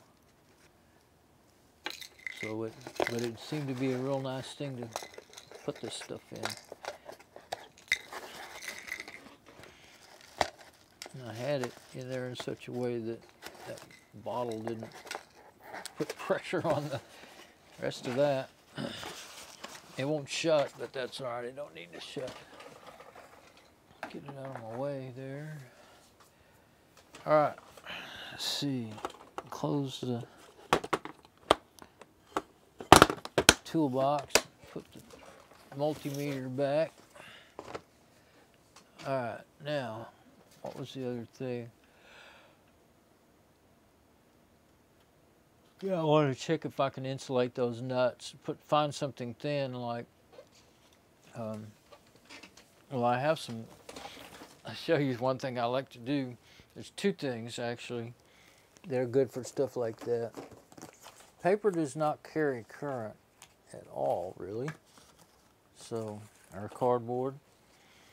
So when you get these little, now that's actual paper that's pretty thick. I think that's some of my paper. But when you get these ads that you know you have no use for, you actually do. That's pretty thin and pretty tough. You can use that as an insulator in your electronics. This one I used as a coaster for years, and I thought it was neat because it was at the time it was a brand new Sony lapel mic that sounded so good I wished I could get one. But now that this was years ago now, it's actually kind of a heirloom now, I guess, or heirloom, or however you're supposed to say that. Hairy loom. So that's what I used to say. All right, so oh, and the other thing is, do I have any of those in here? Well, you know those little cards you get? I just got some more stuff like that, but I should have something that's, the thing is, there's not much space at all. I don't know. Of course, you wouldn't want to use that on something that really heats up, but I'm just talking about putting it between the nuts. Really, the nuts and the traces on that circuit board. The other one of them, the other two are going to touch in a place where there is no traces or components, you know, discrete components or anything, so I should be all right. But one of them I'm a bit worried that because there's that spring mounted, that is going to, I guess, then that allows for it to, the springs to absorb the vibration of the fan. But so that also means it's so close that I'm worried that you know, that one nut could actually hit those traces and cut through them in time. So yeah, that's why I wrote myself that note. So I didn't do my order yet. Well, I won't run out of coffee in one day, you know, one more day. But I really didn't want to do that today. That's why the whole thing of what I was doing. Okay, so I'm not sure what I've done with my stuff. I remember I set my coffee somewhere. Oh, it's under there. I put it way down in the bottom of the rack. Okay. I still have that camera over there, and I can't.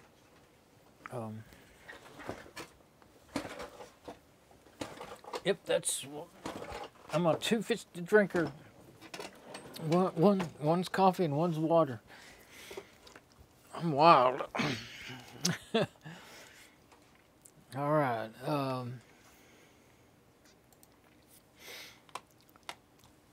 Let's see. I'm checking my stream again before I've changed channels. I guess I can go ahead and change channels, because what I was going to do is go back to camera 1 and check on that. Check on the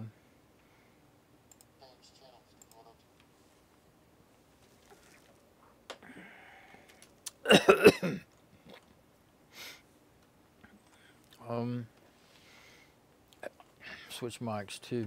We'll just be all different here. Okay, now make sure all that's working. Okay. All right, so get back to, what am I trying to do? Okay, I'm on the camera. All I have to do is switch the machine.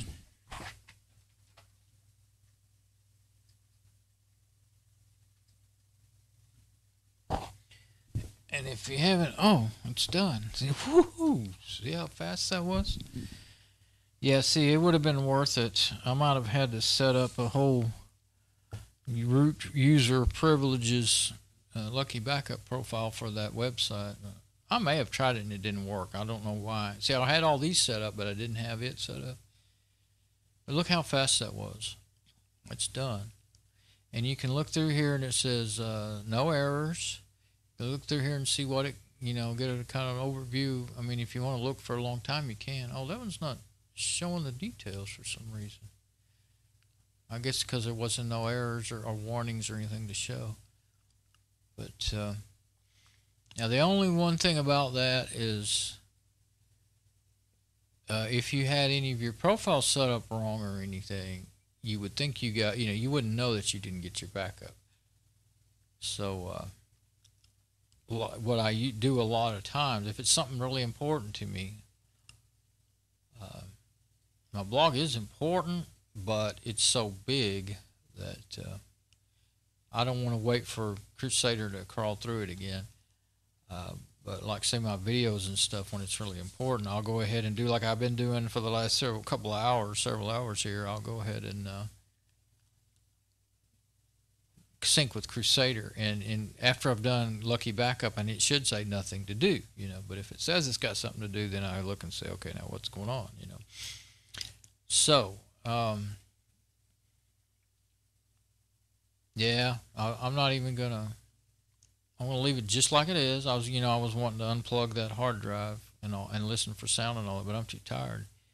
So what I'm gonna do is leave it just like it is, and put it back online and turn off the server outside again, because there's no sense in it running all night and everything.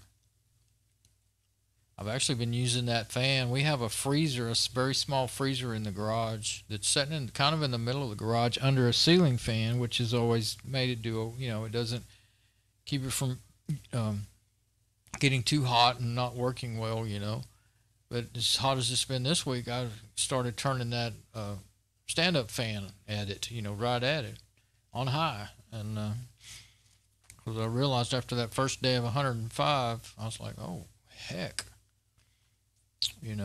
That thing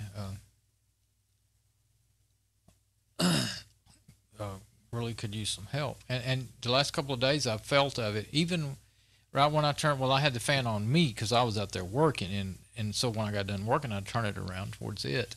That thing was hot. You couldn't hardly, it was almost painful to keep your hand on it. That's how hot the outside case of that freezer was. So I can imagine how hot that compressor was getting, So then I realized, oh, heck. Actually, the other day, first day I worked, I guess it was. No, it was last week. Well, we had some 105 days a week or two ago. And it happened to be one of those days that I'm just talking here. Okay. This has been rebooted, so it's in shape to just keep running. Okay. One of those days I was washing clothes, and I was washing the rugs in the bathroom and stuff, and I hung them up there to dry, and maybe it wasn't 105 that day. Yeah, it wasn't. It was a real humid day, and they wouldn't dry, so I turned the fan on them. But so my mom, she asked me, so did you put that fan on out there like that to keep the freezer cooler? And I said, no, that's not what I did. I told her why I did it, and I said, oh, but that's a good idea. And so it stuck with me. So when it really got hot and dry, or dry or humid, doesn't matter if it's hot, I been doing that the last few days on purpose, aiming straight at it. So, I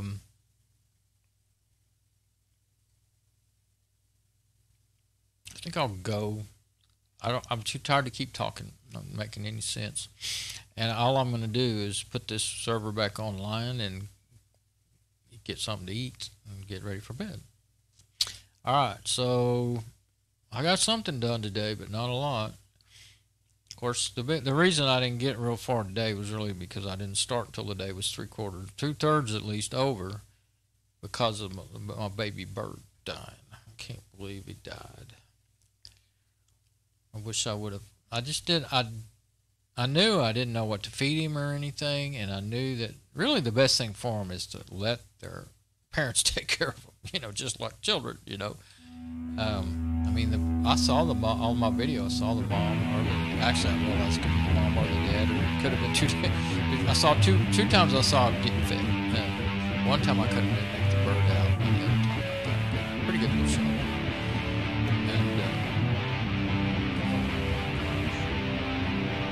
Still talking and the music's playing out. Sorry, that's how tired I am.